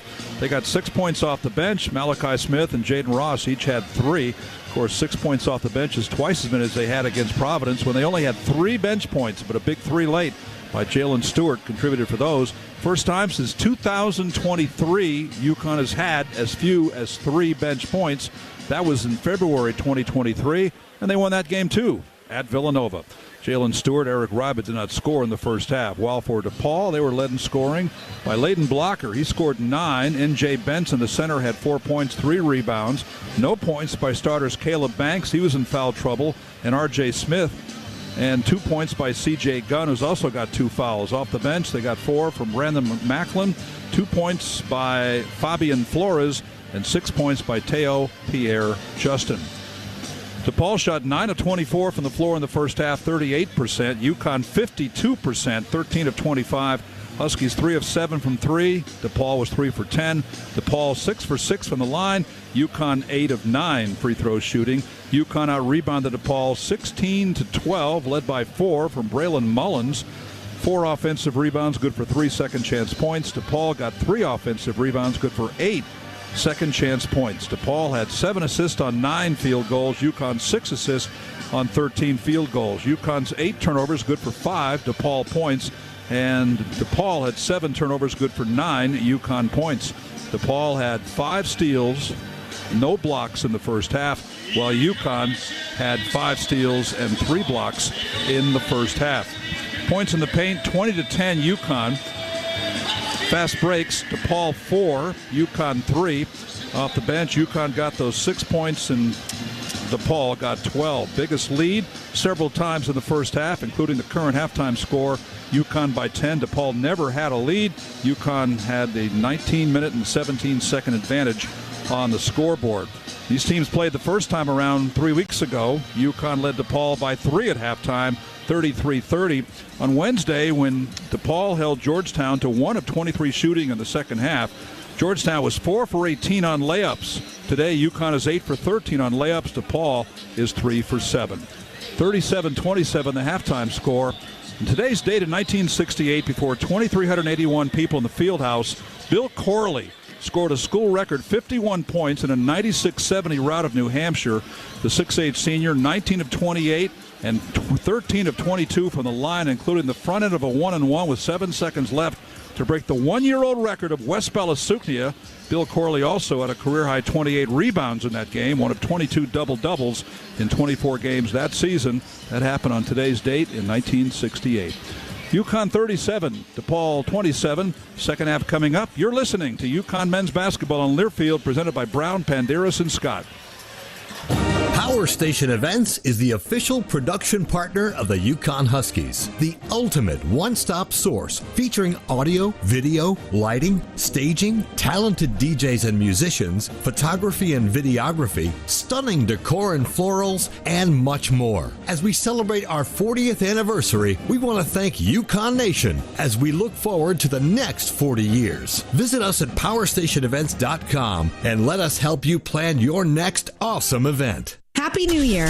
There's no better time to start 2026 with a brand new vehicle from Monaco Ford and enjoy the Monaco difference. When you purchase a new Ford, you get exclusive benefits at no extra cost, giving you a better ownership experience from day one. These perks also help maintain your vehicle's value, so you enjoy stronger resale in the future. Start the year off right. Experience the peace of mind, convenience, and added value that comes standard at Monaco Ford. Visit us in person or online at monacoford.com. When you start your day, be ready with Eyewitness News. Ready with your first alert to weather changes so the whole family's prepared. Ready for breaking news to keep your family safe. Ready with a clear look at delays and the best way around them. All so you're ready to start your day. From overnight breaking news to first alert weather and traffic, together every 10 minutes. Be morning ready with Caitlin Newclow, Tracy McCain, Scott Haney, and Caitlin Francis. Eyewitness News this morning, weekdays 4:30 to 7 on Channel 3. Aw, shucks. The game's on TV, but I can't listen to the call of my favorite team broadcasters. Never fear. Sync My Game is here. Sync My Game? Yes, Sync My Game. If you have a DVR and streaming device, head to syncmygame.com from Learfield. It's never been easier to hear the impassioned voices of your favorite radio crew synced with the TV. Wow, thank you, Mr. Just remember, syncmygame.com. This copyrighted broadcast is an exclusive presentation of Learfield under the broadcasting rights granted by the University of Connecticut. Reuse of this presentation is prohibited without the expressed written consent of the University of Connecticut and Learfield. Announcers are provided by Learfield and approved by the University of Connecticut. Back at People's Bank Arena in Hartford, UConn leads 37-27 at halftime. Mike Crispino, Wayne Norman. Huskies average 80.4 a game. That's fourth in the league. They have 37 in the first half, and all without Solo Ball scoring a point or taking a shot. He has taken 173 shots in his first 15 games. So he has taken about 11 a game on average, 96 threes he's attempted, about 6 a game, yet has not shot the ball once today and played 12 minutes and 10 seconds. I'm sure Dan Hurley will be asked about that after the game. And we don't see anything wrong with him physically at all. He sat out the last several minutes of that Providence comeback the other night. And I don't know. I hope there's no lingering overlap for Solo after not playing in that great comeback against Providence. We'll find out, I think. As DePaul has it to start second half. Steal by Caravan right away. On the bounce to Demery. Back to Caravan, who's fouled. And is it goaltending? I think it is. The three officials get together. They might have to look at it. No, they are counting it, I think. Alex Caravan, the only active player in college basketball with 85 career steals, 1,575 points, 630 rebounds, 250 assists, 245 three-pointers made, and 125 blocks. Just got a steal right there. You know, that was a gift. It was basically handed to him. No, I don't know. Maybe it wasn't goaltending. It looked like it was right at the peak of the elevation of it. Well, the stat program gave him the hoop. They did come over to take a quick look at it. They're talking to the scorers table. Yeah. Jeff Clark and Nathan Farrell looking at it. Tim Clockerty is talking to the timer to make sure we have the correct time on the scoreboard. Only 9 seconds into the second half. UConn only 3 made threes in the first half after 18 the other night in Providence. Wow. Jeff Clark. That was a barrage. Jeff Clark's done many UConn games and some big ones too. Did the San Diego State game, not the national championship game in 2023, but they played him again in 2024 because the NCAA has a sense of humor. He did the New Mexico State game. That was the game UConn lost in 2022 before winning the next 2 national championships. And he also did the first NCAA tournament game in 2011 against Bucknell after he did the semifinal game of the Big East tournament when UConn beat Syracuse in overtime to get to the championship, the 4th of the 5 wins in 5 days. By the way, I think in the history of Dan Hurley's coaching career at UConn, that New Mexico loss in the NCAA tournament in Buffalo might have been a game changer because New Mexico on their ball club had a couple of guys who had been in 4 schools in 5 years, transfers, that defeated UConn. And Dan decided at that point he's going to have to take the same route to get UConn back to the top, and it worked. I just saw Nathan Farrell holding 2 fingers up, so that is a good basket by Alex Caravan, who will get the free throw. All right, so I guess that was a coach's challenge. That's what that was. They have 37 points on the scoreboard, and they have 39 on our stat broadcast, so it was not a basket. Caravan's got to make 2. Makes the first. So that's what the 2 fingers by Nathan Farrell were. He's shooting 2 free throws, not the basket was good for 2. And he makes them both. So Caravan, 11. First man in double figures in the ball game. So UConn 39-27. Blocker picked up the foul as first. All right, here's Blocker across the timeline, right to left, being hounded by Demery. Down he goes, and he stays with it and kicks it out to Macklin. And they start their offense again. Brandon Macklin, top of the three-point arc, backs away on the right wing, tries to go by Reed, can't do it. Stop there. Kicks back to Blockers, short. And rebounded by Mullins. Mullins runs to the front court. He holds up, gives back to Caravan. Now Reed looking to work it on the high post left with the handoff, or at least he's trying to get rid of it. Good defense by the Blue Demons. Nobody open. They get it to Mullins for 3. No good off the left side of the rim. Mullins now 3 for 7, 1 for 4 from 3. UConn by 12, 39-27. C.J. Gunn's been quiet. Gunn had 1 basket in the first half. Fires it over to Benson, top of the key. Gives back to Macklin. Macklin behind the Benson screen, and they call a foul on Reed, who reached in. He's the first Husky with 2 personal fouls. First team foul on the Huskies here in the second half. UConn up by 12. No, they're going to call that a shooting foul. Wow. Yeah. I don't know about that. I didn't see a shot on that either. I don't think so. Well, Macklin on the line, and he makes the shot. Now, we talked about how much DePaul likes to go to the line. Now, they did 6 times in the first half, but they averaged 23.5. Macklin made the first, and the second one is up, and that's short. But it's rebounded by Gunn, who missed the layup. It's saved by Ball to Reed, and the Huskies come up with it. Great play by Solo. Good hustle. Demery left to right on the right wing, right in front of Dan Hurley. Keeps the dribble. Now starts back to his left and hands it over to Ball. Out front it comes to Caravan. Caravan on a handoff to Demery, right wing outside the arc. Back out front to Solo. Solo dribbles right, goes to the basket, tries to lay it in, and he did! Oh, baby! Sweet stroke from Solo for his first bucket of the ball game, and he's fouled. Remember the Providence game, he made the game-opening 3, and there was 2 for 9 since that time, and Coach Hurley just didn't like his body language, didn't like his defense, and sat him down. Quiet in the first half, but this time able to get inside for the layup and drew the foul on the big man, N.J. Benson. Gets his second foul. 3-point play by Ball, UConn, 41-29. And they have it front court left. It's Blocker, kicks it out front to Macklin. They're doing most of the ball handling right now. R.J. Smith has it. Up top to Benson. High post, top of the key, guarded by Reed. Fires it right to Blocker, under 10 to shoot. He's guarded by Caravan. He fires it left to Smith. Everything outside the arc. Blocker tries to drive on Caravan. Fadeaway shot, no good. Back rim, rebounded by Reed. 4 for Reed. UConn a +5 on the boards right now. Here's Demery, front court right. Fires right to Reed, high post, outside the arc, faces up. Puts it on the floor, looking for help. Hands it over to Ball, spins around the screen. Ball for 3, in and out. Rebound Reed, no, missed it. Tipped, Caravan got it back, and it's blocked, and it's still loose. And Ball comes up with the top of the arc. And they restart.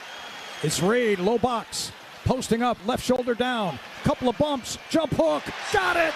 Oh, baby, that's big time. Tyrannosaurus Reed. That was a 4th chance basket for the Huskies. 3 offensive rebounds. And UConn standing up to the power stuff that DePaul is throwing at them. They lead it 44-28. And Chris Holtman had to call a timeout. He's not happy. That's one thing he's got this team to do, and that is to toughen up as they come in here this one. How would you like to be able to listen to us while synced up to your TV in the comfort of your own home? Go to syncmygame.com, syncmygame.com to find out how. From Brown Paint, Harris and Scott, we have a timeout. UConn's lead is 16, 44-28. This is UConn men's basketball on Learfield. Hey, Husky fans! It's college basketball season, and SeatGeek is the official ticket marketplace of Alley Oops. SeatGeek makes it easy to find tickets so you can be a part of all the courtside action this season. Whether you're buying or selling tickets to UConn basketball games or to any other live event in your area, SeatGeek is the place to do it. SeatGeek is the official fan-to-fan ticket marketplace of the UConn Huskies. Let's go, Huskies! SeatGeek. Husky pride is in full swing. Academic minds are hard at work and play. As a supporter of all things Husky, Travelers is proud to sponsor UConn and its exciting sports programs. From football to basketball to hockey, we're Husky all the way. Travelers in UConn, committed to the young people who are the future of Connecticut. UConn fans, when it comes to sports injuries, do you know where the Huskies go? UConn Health, Connecticut's only public academic medical center. Our doctors advance research and train future generations of healthcare experts. All while offering the latest injury prevention, treatment, and performance improvement. UConn Health. We're delivering care that changes the game for athletes and for everyone. Learn more at uconnhealth.org. Play-by-play coverage of UConn men's basketball rolls on. Now, let's go back to our Connecticut Chevy dealers broadcast location. Our broadcast booth sponsor this season, Connecticut Chevy Dealers, home to a century of truck capability, featuring America's most dependable trucks. Visit your local Connecticut Chevy dealer today. Chevy drives America. UConn at home, Gamble and People's Bank since 2023 began. 26-4 at Gamble, 27-1 in this building, 53-5 since the beginning of that first championship year under Dan Hurley. We've got Terrace Reed Jr. up on the big scoreboard above center court, telling people to make some noise and get loud, and the fans react to that. Huskies 22-1 all time against DePaul. The first time these teams played was in the NCAA tournament second round in 2004. Jim Calhoun coaching against Dave Lato, the former UConn assistant coach, and his former Northeastern player. Huskies won that game. And then DePaul won the first game that they played as Big East opponents, and they haven't won since. All right, off the inbound, right to left come the Blue Demons against full court pressure, and into the front court left, R.J. Smith. He's guarded by Demery. Tries to dribble down the left sideline, cut off by Mullins on a switch. Try to beat him with a left-hand dribble, can't do it. Now he backs away, gives it up to Flores down low on a pick and roll. Flores on the left baseline, gives back to Smith. Now they go pick and roll again to Flores, and he's fouled by Reed. And Dan Hurley's got to go to the bench because that's the third on Terrace. Credit to Paul for running the pick and roll beautifully to get Flores to the rim. And I'll give a little credit to Solo Ball's defense. It won't show up in the box score, but the first time they tried going inside to Flores, who is 7 feet 2 inches tall, Solo came over on the help defense. They double-teamed him, and he had to kick it back out. It was ×2 the second time that Flores drew the foul. Fabian Flores makes the first, and DePaul now 8 of 9.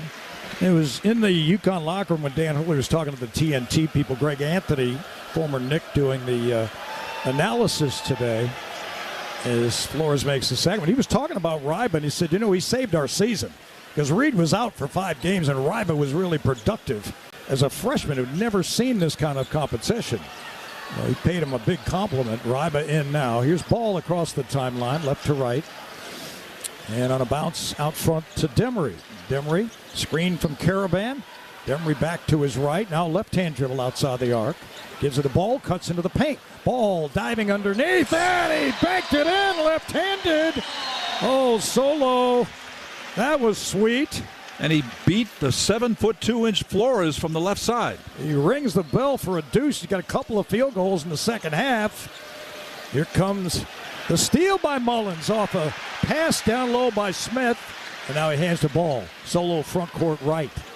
Now back to the left in the wing, and he hands to Caravan. Out front to Ryba it comes. Ryba looks it over. Picks up his dribble. Now he's looking for help, and he almost lost it. Now he goes back door. It's Mullins. Mullins floats it in. A runner by Braylon Mullins. Braylon the kid. That's our dime of the game, presented by Dime Bank. Community banking lives here. And the dime was by Eric Ryba, his second assist of the game for the 7-footer. It's 48-30 UConn. 15:40 to go. Smith out front, Macklin starts right down the lane, stop and go, puts it up, and he banks it in over Ryba. What a shot by Macklin. And he's got 7 now. That stops the screaming and the bleeding for a moment. It's 48-32. UConn by 16. Mullins out front. Mullins with 11 along with Caravan. Fires to Demery. Foul line extended left. Demery starts right with a dribble outside the arc. Now he's looking down low. He gets it up to Mullins, and Mullins is fouled by Macklin on a reach-in. It was not a smart foul, and that gets us under 16 minutes with 15:12 to go in the game. 2 by Macklin. UConn leading 48-32. UConn basketball brought to you by Johnson Bernetti, proud to be the official wealth management sponsor of the UConn Huskies from Brown, Penderas, and Scott. This is UConn men's basketball on Learfield. Mike Rowe here with a random fact. More than half of the homes that have basements in North America will experience water damage. It's true. Whether it's basement moisture, flooding, or bowing walls, do yourself a favor. Call Groundworks. I spent some time working with these guys. They're the real deal. Their people are trained and certified to waterproof your basement and stabilize your walls. Groundworks, preferred foundation repair company of UConn Athletics. Licensed in all states where work is performed. See website for details. Fight on, Connecticut. This is the UConn Sports Network from Learfield.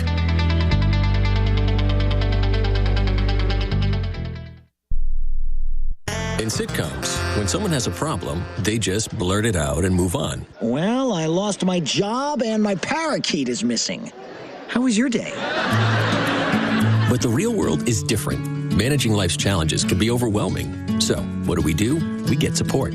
The Huntsman Mental Health Institute and the Ad Council have mental health resources available for you at loveyourmindtoday.org. That's loveyourmindtoday.org. See how much further you can go when you take care of your mental health.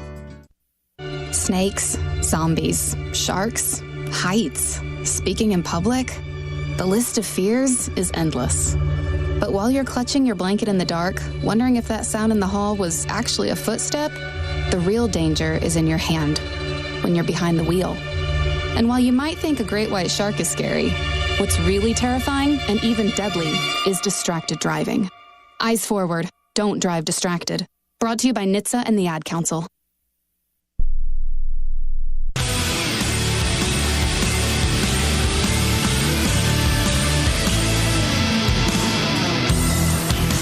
Listen to all things college sports, including live games. Talk on SiriusXM College Sports Radio, Channel 84, and streaming on the SiriusXM app. And a lot of folks have Sirius in their cars, wherever they're going.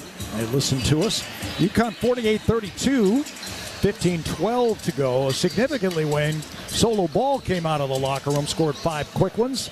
And then Terrace Reed gets his 3rd foul. Now we're going to find out about Eric Ryba. Can he hold the 4th? Well, he was going against another 7-foot sub in Fabian Flores.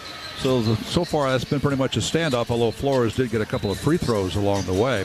Huskies started cold in the second half, 1 for 5. They've hit their last 3, so they're now 5 of 8.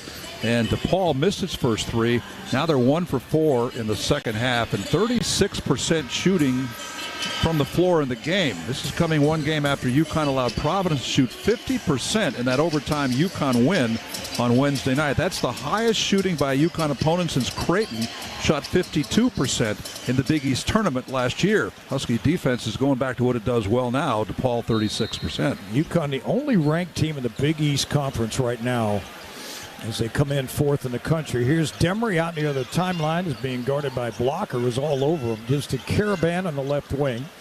Caraban with a couple dribbles. Now Ryba out front. Ryba the cutting Demery, and he threw it away. Eric saw him. It was a good idea, but he overthrew the pass, and it's a turnover, number 9 by UConn. First of the second half, I got to think that was addressed at halftime, too. Huskies looking to cut down turnovers. They had 8 in the first half. Not good. Layden Blocker across the timeline, guarded by Demery.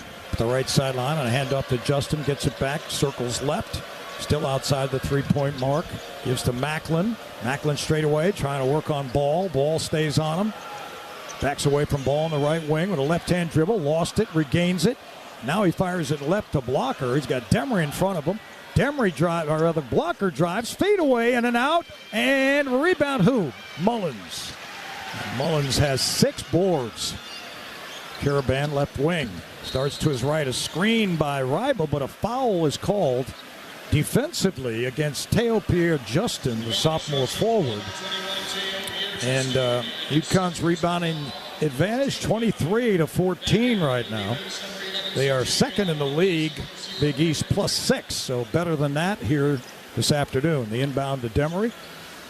Starts to his left, being hounded by Layden Blocker out near the Husky logo. Starts to his left. On the wing, back to his right. He switches, fires it left to Ryba. Ryba to handoff to Mullins. Mullins up the screen of Ryba. Pick and roll Ryba. And Ryba banks it in. Wow, that was beautiful basketball. Mullins, what a bounce pass. And UConn 50-32. Jalen Stewart set to check in. Here comes Blocker down the lane. Goes alley-oop to Benson. Threw it away. UConn's defense is really giving DePaul some problems. They're 1 for 5 in the second half now. Earlier we saw Ryba feeding Mullins for a layup. In fact, that was UConn's prior field goal. This time Mullins feeds Ryba for a layup. So DePaul comes with full court pressure here. 13:49 left in the ball game. Here's Demery, double teamed, fires it ahead to Ball. Ooh, Ball got knocked down. Ouch. That hurt.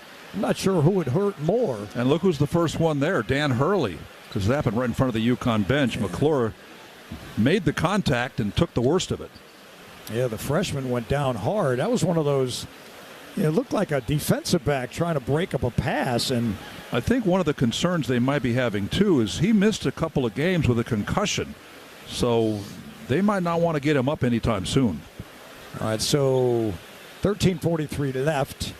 McClure is still on his back as UConn has extended their lead to 18, 50-32, matching I think that's the first 18-point lead they've had. No, they led 48-30. The teams that's the exchanged second 18-point lead they've had. 6-0 run. But in the second half, it's 13-5 UConn. Huskies have hit their last 4 shots from the floor. Good passing has set that up. And McClure up now. He gets to his feet. Yeah, he looks like he's seeing butterflies right now. Feeling butterflies, but seeing other things, maybe stars. Looks like they're going to walk him to the locker room, I think. And the trainer heading to the locker room.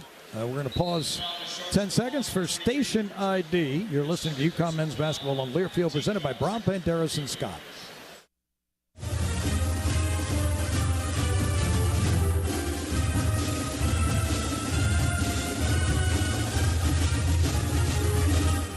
Cruz McClure, the freshman guard, is left the bench area, I believe. No, he's being attended to on the bench. He just took a big hit with Solo Ball. So they brought Caleb Banks, 6'8", senior forward in, transfer from Tulane, who got 3 fouls in the first half. The inbound the ball to Stewart on the right sideline. Stewie, left-hand dribble, fires it outside. The ball starts right, hands to Demery off a high screen of Ryba. Demery to the paint, dives inside, fires back to Caraban, left wing. Caraban to the basket, banks it up. No, it's loose, and DePaul comes up with it.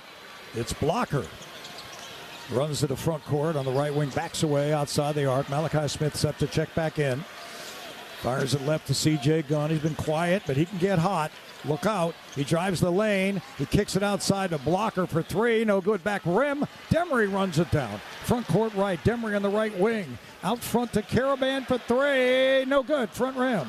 Rebounded by Gunn. Gunn into the front court. Being chased by Demery. All the way to the paint and stolen by Demery as he tried to kick it out in the right wing. Here's Demery on the break, and he gave it up to Caraban right through his hands, and they turn it over. UConn trying to win the fast break battle. That was the second steal by Demery, who equaled a career high with 5 steals in that Providence game on Wednesday night. You know what's great about that is he comes to the bench. He did not give up on the play. He was trailing a run out by DePaul, and he anticipated a pass and stole the pass from behind. That is great defensive play by Demery. So it is Blocker, front court left, has it outside. He fires it to R.J. Smith. And now they try to go down low to Gunn, and Stewart fouls him. That is UConn's second team foul. DePaul has 5 team fouls here in the opening 7.5 minutes. Second foul on Stewart. Benson on the inbound, back to Blocker. Guarded by Malachi Smith. Looking for help. He gets it to Gunn. Gunn cut off. And a foul is called on Malachi Smith for reaching in on Gunn.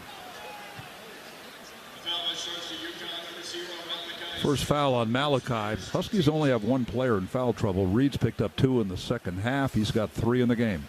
So it'll be DePaul's basketball. Let's see where they're going to inbound it. Looks like they're going to do it on the sideline. Coaches like it underneath, but sometimes on the sideline works because you have more room to work with. And now R.J. Smith will enter it with ball pressing. Gives it to Smith, back to Benson. Smith to the basket, banks it up. No! And almost goaltending. The Huskies come up with it, though. And here's Malachi to the front court. Top of the arc. Pulls up. Starts back to his left. And Smith directing traffic. Puts Stewart over in the left corner in front of the UConn bench. He's out near the Husky logo. Now he gives it up on a bounce to Caravan. Caravan to Stewart on the left sideline. Stewart drives baseline. Nowhere to go. Tries to go inside and lay it up. And it came out of his hands and out of bounds. And the under 12-minute timeout stops play. It'll be DePaul basketball when we get back. So things have come grinding to a halt. UConn leads 50-32 and 11:55 left. UConn basketball sponsored by New Face Home Improvements. Locally trusted for any roofing, siding, windows, doors, or bathroom upgrades. Your home is like our home. From Brown Panderas and Scott, this is UConn men's basketball on Learfield. When you start your day, be ready with Eyewitness News. Ready with your first alert to weather changes so the whole family's prepared. Ready for breaking news to keep your family safe. Ready with a clear look at delays and the best way around them. All so you're ready to start your day. From overnight breaking news to first alert weather and traffic, together every 10 minutes. Be morning ready with Caitlin Nuclo, Tracy McCain, Scott Haney, and Caitlin Francis. Eyewitness News this morning. Weekdays 4:30 to 7 on Channel 3. At Dime Bank, we're all about community. It's who we are. Local communities made up of customers, families, and friends. Business owners invested in helping their communities thrive. Dedicated employees committed to giving back in ways that go beyond banking.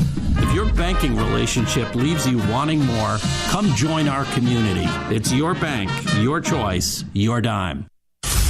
For comprehensive coverage of college basketball, tune to Sirius XM College Sports Radio Channel 84 in the car and on the Sirius XM app. For the win! Got it! Let's go! Sirius XM is the home of your favorite team and conference, including live games, plus interviews and analysis. He's got it! So cheer along with the Sirius XM app and listen to your favorite team anywhere. Get a free trial at SiriusXM.com/College Sports Radio 2025. The Huskies live here. You're listening to play-by-play coverage of UConn men's basketball. Now, back to our Connecticut Chevy dealers broadcast location. It's tomorrow afternoon in Omaha. Top-ranked UConn women take on Creighton. First of two meetings of the season. Bob Joyce, Steph Fisk have all the action beginning at 1:30 here along the UConn Sports Network, the Varsity Network app, and the VarsityNetwork.com. UConn by 18. There's still just under 12 minutes to go in the game. Huskies won the first meeting between these teams 3 weeks ago by 18, 72-54, 21 for Alex Caravan. Caravan leads the way along with Braylon Mullins. Each has 11 points, but Caravan hit his first 4 shots on the floor. Hasn't hit since. He's 4 for 8 overall. He's got 3 rebounds for the captain. DePaul's missed its last 4 shots. They are 1 of 8 from the floor in the second half, shooting just 31% from the floor in the game. They've been a good defensive team this year, even though UConn is shooting 50% for the game. Offense, though, remains a problem. That's been a problem for DePaul for 20 years. Their last NCAA tournament team was that team I mentioned a moment ago that lost to UConn in 2004. By the way, that UConn team went on to win the national championship. But their defense today, UConn's been able to find ways to beat them, shooting 18 of 36. All right, full court pressure, and UConn number 1 in the Big East in field goal percentage at just over 49. DePaul able to beat the pressure. Blocker front court left. Dumps it down low to Benson. Right of the lane. Puts it on the floor with a left-hand dribble. Spins on Ryba. And a foul is called on Eric. That'll be 2 free throws here. Ryba's first. UConn's committed 10 fouls. DePaul 11. N.J. Benson, their starting center, somewhat undersized at 6'8", 235. The senior transfer from Missouri State. But he scores 11 points a game overall, 9 in Big East games. He's a good rebounder, but he's got 2 field goals in this game. He's 2 for 10, both dunks, 1 at a baseline out of bounds. So they've been able to contain his ability to get field goals. And Blocker also had trouble in Chicago scoring against UConn. Benson missed the first off the back rim. The second one no good, but it's tipped in by C.J. Gunn. How did that happen? UConn let Gunn get inside possession. It's 52-34. Mullins will play guard for the moment. Works it across the timeline. Fires to Malachi Smith. Smith back to Mullins on the left wing. Ryba sets him a screen. Mullins trying to drive through traffic, and he is tripped. And down he goes. Foul called. And that is number 6 on DePaul. Benson picks up his 3rd personal foul. You know, Gunn got that putback after the missed free throw by Benson. C.J. Gunn, 6'7" senior guard, is their leading scorer at 14 points a game. He's got 4 points in this game. Yeah, he and Macklin had 8 each in Chicago, and both fouled out of the game. Mullins out front to Malachi Smith. Malachi behind the screen of Ryba. Pick and roll. Ryba to the basket. Bakes it in left-handed. The big left-hander. Ryba rocking the rim with a nice shot. Good assist from Malachi Smith. And here is Blocker, front court left. Looking to get rid of it. He does to Gunn. Gunn in trouble. Puts it up and in. He was guarded by 3 men for the moment. And he was able to put up a little floater from 8 feet on the right side of the basket. And it's 52-36, UConn. So they scored on back-to-back possessions after starting the half, 1 for 8. Full court pressure by DePaul. They get it into Malachi Smith. Malachi works across the timeline with a left-hand dribble. Blockers all over him. Now he backs away on the right wing. Malachi over to Stewart. Stewart gives it back out near the Husky logo center court. Here's Mullins on the right wing, and he is fouled by Blocker. Mullins has a quick first step. We think of him, maybe he's a three-point, shooter, and obviously he is. But he can put the ball on the floor. He's going to get to the line more and more as time goes on. It was that first step, though. He took that pass on the left side outside the three-point arc and right away knew he wasn't going to stop and pop. He was going to put the ball on the floor, and Blocker wasn't ready for it. Gets his second foul. All right, Caravan back in. Stewart comes out. Stewart's played 9 minutes in this one. Mullins played a career-high 41 minutes in the overtime game on Wednesday. Career-high 24 points. Front end of the 1-and-1 is perfect. Mullins now has 12 to lead the way for the Huskies, who are doing a good job on the free throw line. He also has a team-high 6 rebounds. That equals a career high. 12 of 13 for UConn on the line, and Mullins makes that one. So 13 of 14. UConn lead back to 18, 54-36. Blocker slowly across the timeline, guarded by Malachi Smith. Mullins out to guard him on a switch. Blocker has it, fires left to Gunn. Gunn on a pick and roll down low to Benson. Stolen by Ross. Ross to the front court. Fires right sideline of Malachi. Malachi starts left. Cut off there. Screen by Ryba. Malachi keeps it. Fires outside of Ross. Ross on the left wing, outside the arc. Looking for help. Gets it to Caravan. Caravan out front to Malachi. Now they're down to 10. Malachi with a big high screen from Ryba. Gives it to Ryba on a pick and roll. Ryba down low, and he banked it in. Wow. He sliced through 2 defenders, and Ryba now has got 3 buckets for 6. And the last 2 assisted on by Malachi Smith. 56-36, UConn. 9.5 to go. Here's Gunn with a fadeaway jumper. No good, long rebound, Mullins, and there it is. Career high 7 for Braylon. Caravan for 3. Heat check, no good. Batted around by Ryba. He almost tipped it in. But it's rebounded by Blocker. Blocker sprinting in on Mullins, and a foul is called. Not sure who. They're going to whistle it. I think it's going to be on Mullins. That's his second. And so it'll be DePaul's Blue Demons on the line. Both teams have been shooting well from the free throw line. DePaul 9 of 12, UConn 13 of 14. Back 100 years ago at DePaul, at athletic events, fans would show up wearing D for DePaul. I don't know if they had logo gear back then or not, but that D for DePaul turned into D Men, and then they translated that to the Demons. D-E-M-O-N-S is their nickname that lasts to this day. Good story. I wondered about that. I mean, wouldn't that be the Devils, right? Someone was mystical about the underworld or something? Did it keep you up at night? Well, that just kept me awake for the next 30 seconds, that story. A Blocker missed the first free throw. That one's good, though. 56-37 with 9:10 to go. R.J. Smith comes in for Blocker as he goes to the bench. with 10 points. First man in double figures for the Blue Demons. That's his first points of the second half. Huskies get it in against full court pressure. Malachi Smith ahead to Mullins. Mullins drives the right side, puts up a floater, in and out, batted around, and Smith comes up with it. Macklin has it front court left, top of the key. Guarded by Ross. Tries to blow by Ross, and he's got the step on him, and he's able to lay it in. They call it goaltending on Ross. 56-41. The 39, pardon me.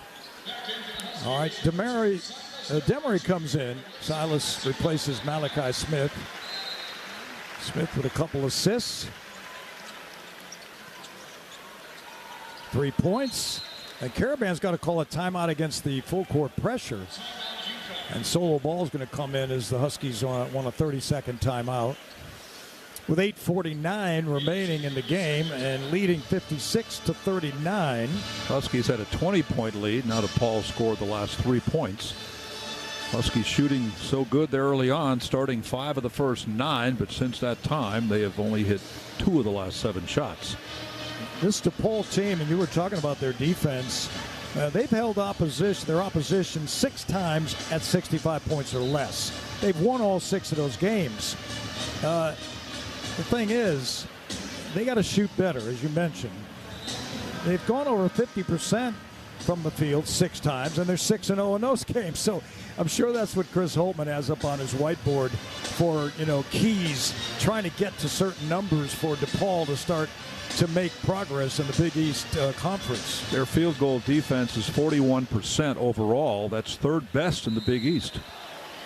Here's Caravan against full court pressure, and gets it into Demery. And Demery works across the timeline, left to right. He's being guarded by R.J. Smith. There's Ball, who just came back in the game. Solo out near the timeline. The Huskies set up their offense. They double-team the ball. Solo gives to Demery. Demery drives to the paint. He gets bumped, and a foul is called on Caleb Banks. That's going to put Demery on the line, shoot 1-on-1. Banks picked up 3 quick fouls in the first half. He's now got 4. Yeah, that was really unnecessary because Demery wasn't going to the basket. He was dribbling across the court. And then Banks put his palms up like, I didn't foul him. Yes, you did. So it's Silas on the free throw line. Demery with 9, looking for 10. That one is good. He's got 10. So 3 in double figures. 3 starters in double figures for UConn. Big East games, Demery is 19 of 21 from the line. All right, so Demery gets a second chance. UConn back up by 18, 57-39. This one's up, and that one is good as well. So UConn excellent on the free throw line here this afternoon, 15 of 16. Points in the paint, UConn 34-18. As R.J. Smith dribbles across the timeline right to left. Down the lane he goes. He lays it up and it's in. A foul is called. And Smith will have a chance for a 3-point play. It's the second on Demery. I think Dan Hurley pointing out that Silas was addicted to fouling got his attention, because he's played better in that category over the last couple games. Absolutely. He did not get in foul trouble. It was such a big factor in that overtime win over Providence on Wednesday night, and he's only got 2 in this game. All right, R.J. Smith makes a 3-point play with a free throw. UConn against pressure. They get it into Mullins. Mullins hands to Demery. Demery across the timeline being checked by R.J. Smith and closely checked out near the Husky logo. All right, Demery starts to his right. Picked up on a switch by Milicevic. A screen by Caravan. Demery has it between the rings with 12 to shoot. He gives to Ball. Ball drives baseline. Dumps to Reed. In trouble. Back to Demery for 3. And Demery drains it. I'll tell you, Silas Demery, smooth delivery. He's got 14. He's the game's high scorer. UConn by 19. Their biggest lead, 61-42. Under 8 minutes to go. R.J. Smith. Kid from Chino, California. He transferred from Colorado, handling here, top of the arc. Fires right to Gunn. Gunn trying to blow by Ball. Into the paint. Fadeaway Gunn. Good. 12-footer from straight on. 61-44 with 7:20 to go. Demery to the front court. Double teamed, and a foul is called on R.J. Smith, so that's going to put Demery on the line. And we'll get those free throws. We get under 8 minutes. 7:16 to go. UConn leading 61-44. UConn men's basketball brought to you by JT Gamo, Hartford, jtgamo.com. Connecticut's #1 place for Tux Rentals, custom fit suits, and men's fashion. From Brown, Panderas, and Scott, this is UConn men's basketball on Learfield. Is your retirement game plan a well-executed play or just a Hail Mary? I'm Eric Hogarth, certified financial planner at Johnson Brunetti. As the official wealth management sponsor of the UConn Huskies, we've helped over 7,000 families navigate and thrive in retirement. Level up your financial playbook by visiting johnsonbrunetti.com for free financial planning resources. Johnson Brunetti Retirement, your financial playmaker. Johnson Brunetti is a marketing name for the businesses of JB Capital and JN Financial. Investment advisory services offered through JB Capital, LLC. Insurance products offered through JN Financial, LLC. The exclusive home of the Huskies. This is the UConn Sports Network from Learfield. My name is Ariel. I moved to the U.S. at 19. I spoke no English and I struggled finding job opportunities. Everything I have, I owe to the Adult Literacy Center and getting my high school diploma at age 22. It was an honor helping you achieve your greatness. Now you're helping others achieve theirs. It inspires me. When you graduate, they graduate. Find free and supportive adult education centers near you at finishyourdiploma.org. Brought to you by Dollar General Literacy Foundation and the Ad Council. Adoption of teens from foster care is a topic not enough people know about, and we're here to change that. I'm April Dinwiddie, host of the new podcast, Navigating Adoption, presented by Adopt US Kids. Each episode brings you compelling real-life adoption stories told by the families that live them with commentary from experts. Visit adoptuskids.org/podcast or subscribe to Navigating Adoption, presented by Adopt US Kids. Brought to you by the U.S. Department of Health and Human Services Administration for Children and Families and the Ad Council.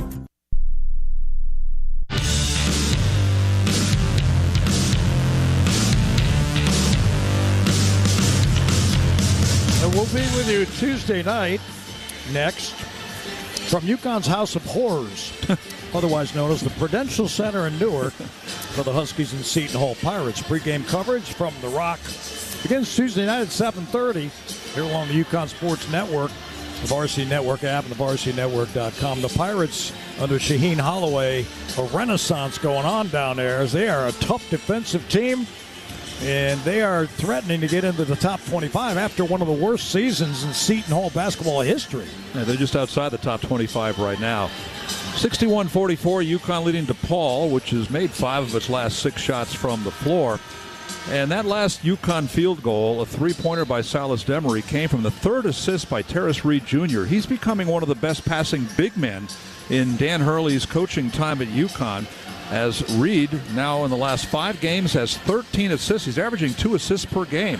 Meanwhile, Demery, who was in a real shooting slump until 3 games ago, but he's shooting well in this game, team-high 14 points. And the last 2.7, what of this game today is, 15 of 23 overall from the floor, 9 of 12 from three-point range. Demery on the free throw line. First one up, and that's short. And it's batted around and chased down by Benson. And DePaul has it. And sprinting up the court is Macklin. He attacks Demery, puts up a wild shot. No, he didn't get the rim. Good help D by Reed that time. Huskies get the rebound. Demery across the timeline, left to right. Mullins got a block. Got by Macklin. Now he hands over to Ball. Ball on the right sideline. Guarded by R.J. Smith out near the timeline as UConn really spreading the offense out. They get it to Demery at the high post right. He fires left to Mullins for 3. Mullins got it. Oh, man, every time he shoots it, you feel like it's going in. Mullins got 16. A moon ball from him. Huskies by 20. R.J. Smith trying to jack Ball. Now he gets to a fadeaway jumper. It's good from 18 away. Good offense by R.J. Smith. That's only his second bucket. He's got 5. 64-46. 6:20 to go. This is Demery, right sideline. Starts to his left. Picks up the dribble and gives it up to Caravan. High post, fires right to Ball. Ball drives into the paint, nowhere to go. Back to Mullins. Mullins gives back to Ball on the right wing. Ball goes behind his back. He's outside the arc. Now he hands to Demery. They're down to 6. They're running out of time. Demery to the basket, pulls up, and down he goes and traveling. He slipped on the floor as he tried to change directions. Hopefully he's okay. That's 12 turnovers for each team. Demery's got 4 turnovers now, and I thought it was interesting in that last UConn field goal. The possession set up by Mullins' block is second in the game. He only had 2 all year coming in, and then Mullins got the 3 at the other end. Chris Holtman is the coach at DePaul, second year. He's had an interesting career. He's back-to-back coach of the year in 2 different conferences. He had it in the coach of the year at Ohio State, the Big Ten, a year after being at Butler and winning the coach of the year. Now, here comes Locker into the paint, and he slips. And he fires it up to Mullins, and Mullins ahead to Ball. Ball lays it in. Fast break bucket. Something's going on. The floor looks awfully slippery. Well, there's a hockey game coming tonight. And now a steal by Mullins. He gets it to Demery. And Demery backs away and gets back to Mullins. Mullins doing a little bit of everything. Couple of assists, a steal, 7 rebounds, 16 points. He hands to Demery. Out at the timeline, Demery being guarded there by Justin. Starts to his left. Now back to his right. They give it to Reed. Reed trying to pound it inside. Hands off to Mullins. Can't get a shot off. And Caravan Will in the corner. And bullseye for Captain America. UConn's biggest lead, 69-46. 4.5 to go. And now DePaul's Blue Demons have a huge hill to try to climb here. There's Gunn with it, top of the arc. Guarded by Ball, tries to blow by him. Stops, tries to duck underneath, puts it up and in, and he's fouled. Wow, C.J. Gunn, a creative shot. For a moment there, I thought he was on the playground at Dyckman Park because he stopped in the paint. He made 2 or 3 fakes. He ducked underneath, and then he put it up, and he made the shot. Now he gets a chance for a 3-point play. Second man in double figures for DePaul. Solo Ball getting his second foul. Very quietly, DePaul has suddenly found the range. They started the second half 1 of 8. They've hit 7 of the last 9 shots from the floor. Problem is they were down 23, now 21 points. Yeah, overall in the game, 41.5%. And Gunn's free throws up and good. He got 11. Mullins had a couple of dagger shots the first time these teams played, and he's been really good the last couple of minutes. He got the assist on that Caravan 3. All right, Demery across the timeline. 4.5 to go. UConn by 20. Demery gives it up to Reed. High post left, and a handoff to Malachi, who spins it right. Keeps the dribble. Fires right on the right sideline of Ball. Solo. Dribbles, lost it, regains it, gives to Malachi, and they start the offense over, but they're down to 6 seconds. Malachi to the basket, dumps it to Reed, and Reed, a runner from 6 feet away, goes down. Malachi Smith has had a couple of great assists. That's his 3rd in the game. Reed now has 8 points. Under 4 minutes to go. Gunn wants to shoot it every time, and here he is in the paint, double team. Where's he going to go? And Demery ties him up, and UConn comes up with the ball. Silas Demery turns DePaul over, and we get the under 4 minute timeout. 71-49 UConn.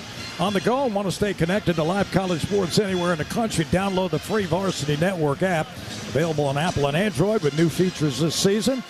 It's easier than ever to listen live and keep up with your favorite teams. Don't miss a moment. Get the free Varsity Network app now. You're listening to UConn men's basketball on Learfield. At M&T Bank, we're continuously working to provide value to our customers. Like Lou, the CEO of OOFOS, a revolutionary footwear brand. I think the thing I like most about working with M&T Bank is knowing they care. They sincerely care about us as a company. It's not just about the business transaction. They personally care about our business and our success and would make decisions that go above and beyond to achieve that. See what banking together can do for you at mtb.com/together. Member FDIC. Hey, Husky fans! It's college basketball season, and SeatGeek is the official ticket marketplace of Alley Oops. SeatGeek makes it easy to find tickets so you can be a part of all the courtside action this season. Whether you're buying or selling tickets to UConn basketball games or to any other live event in your area, SeatGeek is the place to do it. SeatGeek is the official fan-to-fan ticket marketplace of the UConn Huskies. Let's go, Huskies! SeatGeek. Which schools will take home the prestigious Learfield Directors Cup for the top college athletic programs for the 2025-26 college athletic season? Check out the criteria and follow the year-long standings of your favorite team at L Directors Cup on the X platform or online at thedirectorscup.com. Trophies will be awarded in June 2026 to the winning institutions in all college sports divisions. The Learfield Directors Cup, powered by NACDA, the crowning achievement in college athletics. This is UConn men's basketball. Now back to our Connecticut Chevy Dealers broadcast location. Stay with us after the game. The Hart Auto Group postgame show has highlights. Dan Hurley's postgame interview, stats and scores, courtesy of the Hart Auto Group. Proud sponsor of the UConn Athletics, bringing you a championship deal every day. You got to drive Hart. Shop in-store or online at hartcars.com. I mentioned a little while ago that suddenly DePaul's found the range. They're 7 of the last 9 from the floor. But part of the problem is they can't stop UConn. Huskies had a little shooting slump mid-second half, but now they've hit 5 of the last 6, with Terrace Reed getting the last layup. I like the way that play worked out, too. Shot clock running down. You had Malachi Smith with the ball, and he began to dribble down the right side of the lane. As he dribbled down the right side, Terrace Reed Jr. came down the left side of the lane, and that was a set play. Malachi knew he'd be there, passed off to the left, and then came the layup from Reed, and the Huskies got the field goal. UConn's defense has been ahead of its offense in terms of efficiency this year. But the Huskies shooting over 54% in this one. Their assists to field goal percentage, almost 64%. That's 15th in the country. They've got some top 20 offensive stats. Demery beats the pressure, gives it up to Malachi Smith at the foul line, or rather the timeline, and now Demery gets it back.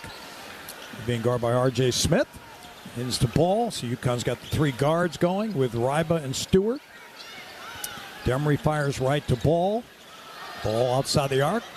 Step inside, try to lay it up. He got it blocked. And Blocker has it. Blocker across the timeline into front court left. Picked up by Demery. Now he starts right. Gives it back to Gunn. Gunn isolated on Demery. Jab step, drives inside, using some strength. Ducks underneath, can't get a shot off. Gives back to Blocker. Blocker 18-footer on the elbows, good. And DePaul gets over 50 points. They're at 51. 71-51 with 2:50 to go. Here's Malachi Smith. Ahead to Ball. Front court Ball to the paint. And he kicks it back to Demery. They'll run more clock. And Malachi has it. Being guarded by R.J. Smith between the rings. Starts to his right, back to his left, now to his right with a right-hand dribble. Here's Ryba diving underneath, and Ryba's tied up. And that held ball will go DePaul's way. And Ryba's got to learn on that one. Bring the ball down. Even if you're 7 feet, people can get in there and take it away. Jacob Furphy comes in.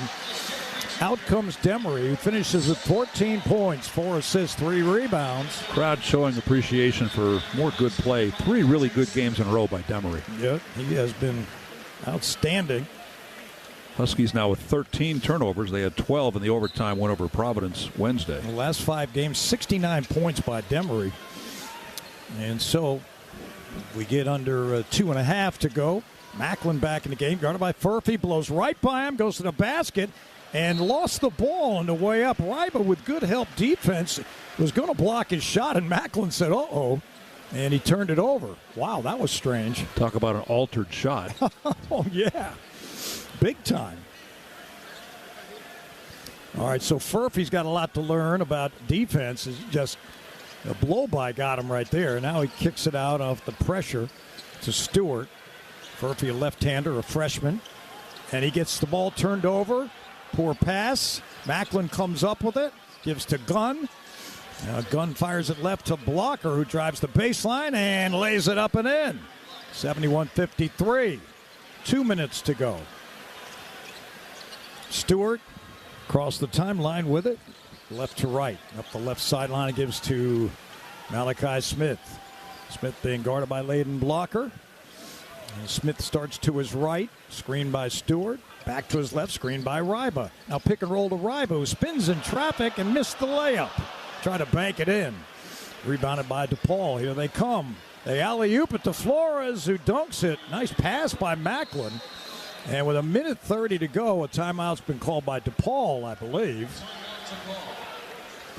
6-0 run by DePaul. They've now hit 10 of the last 13 shots.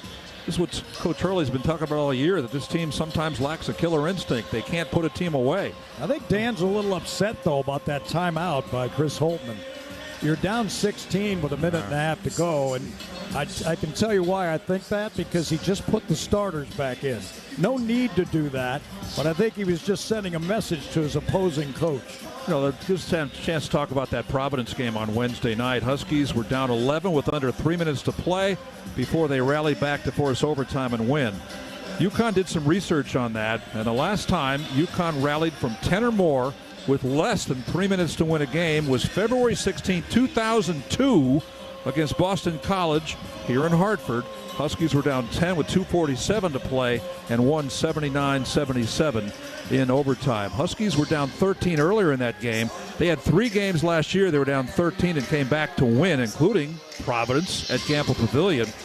But, of course, when I think about late comebacks, even though it's not a 10-point deficit in the final 3 minutes, I think of the 2004 national semifinal game when UConn trailed Duke by 8 with 2:40 to go, and then ran off 12 straight points, and Emeka Okafor gave UConn the lead on an offensive rebound putback, and the Huskies beat Duke, and then 2 nights later beat Georgia Tech for the national championship in 2004. A couple of great late comebacks, including the one on Wednesday in Providence, the one here 2002 against BC, and that one in 2004. So UConn puts their starting 5 back in, and they'll face the pressure of DePaul full court. Caravan looking. And gets it into Demery. And Demery working against Blocker, who's defending him hard. Across the timeline with a left-hand dribble. On the left sideline now, they reset the offense. Demery straight away between the rings. Fires it left to Mullins. Gets it back. Now Ball has it on the right wing. Reed outside. High post gives to Mullins. Back to Reed. Spins in traffic. Puts it up. Missed it. Rebounded by Macklin. Macklin with 1 minute to go, quickly to the front court, pulls up on the right wing, and is in trouble. Might be a 5-second. It should be a 5-second. Oh, they call a foul on UConn. Wow. Darius Reed came up with it. They stole the ball, and there was a 5-second violation, and they end up calling a foul to put DePaul on the line. That's 4 fouls on Darius Reed. He had 1 at halftime. So it'll be Macklin to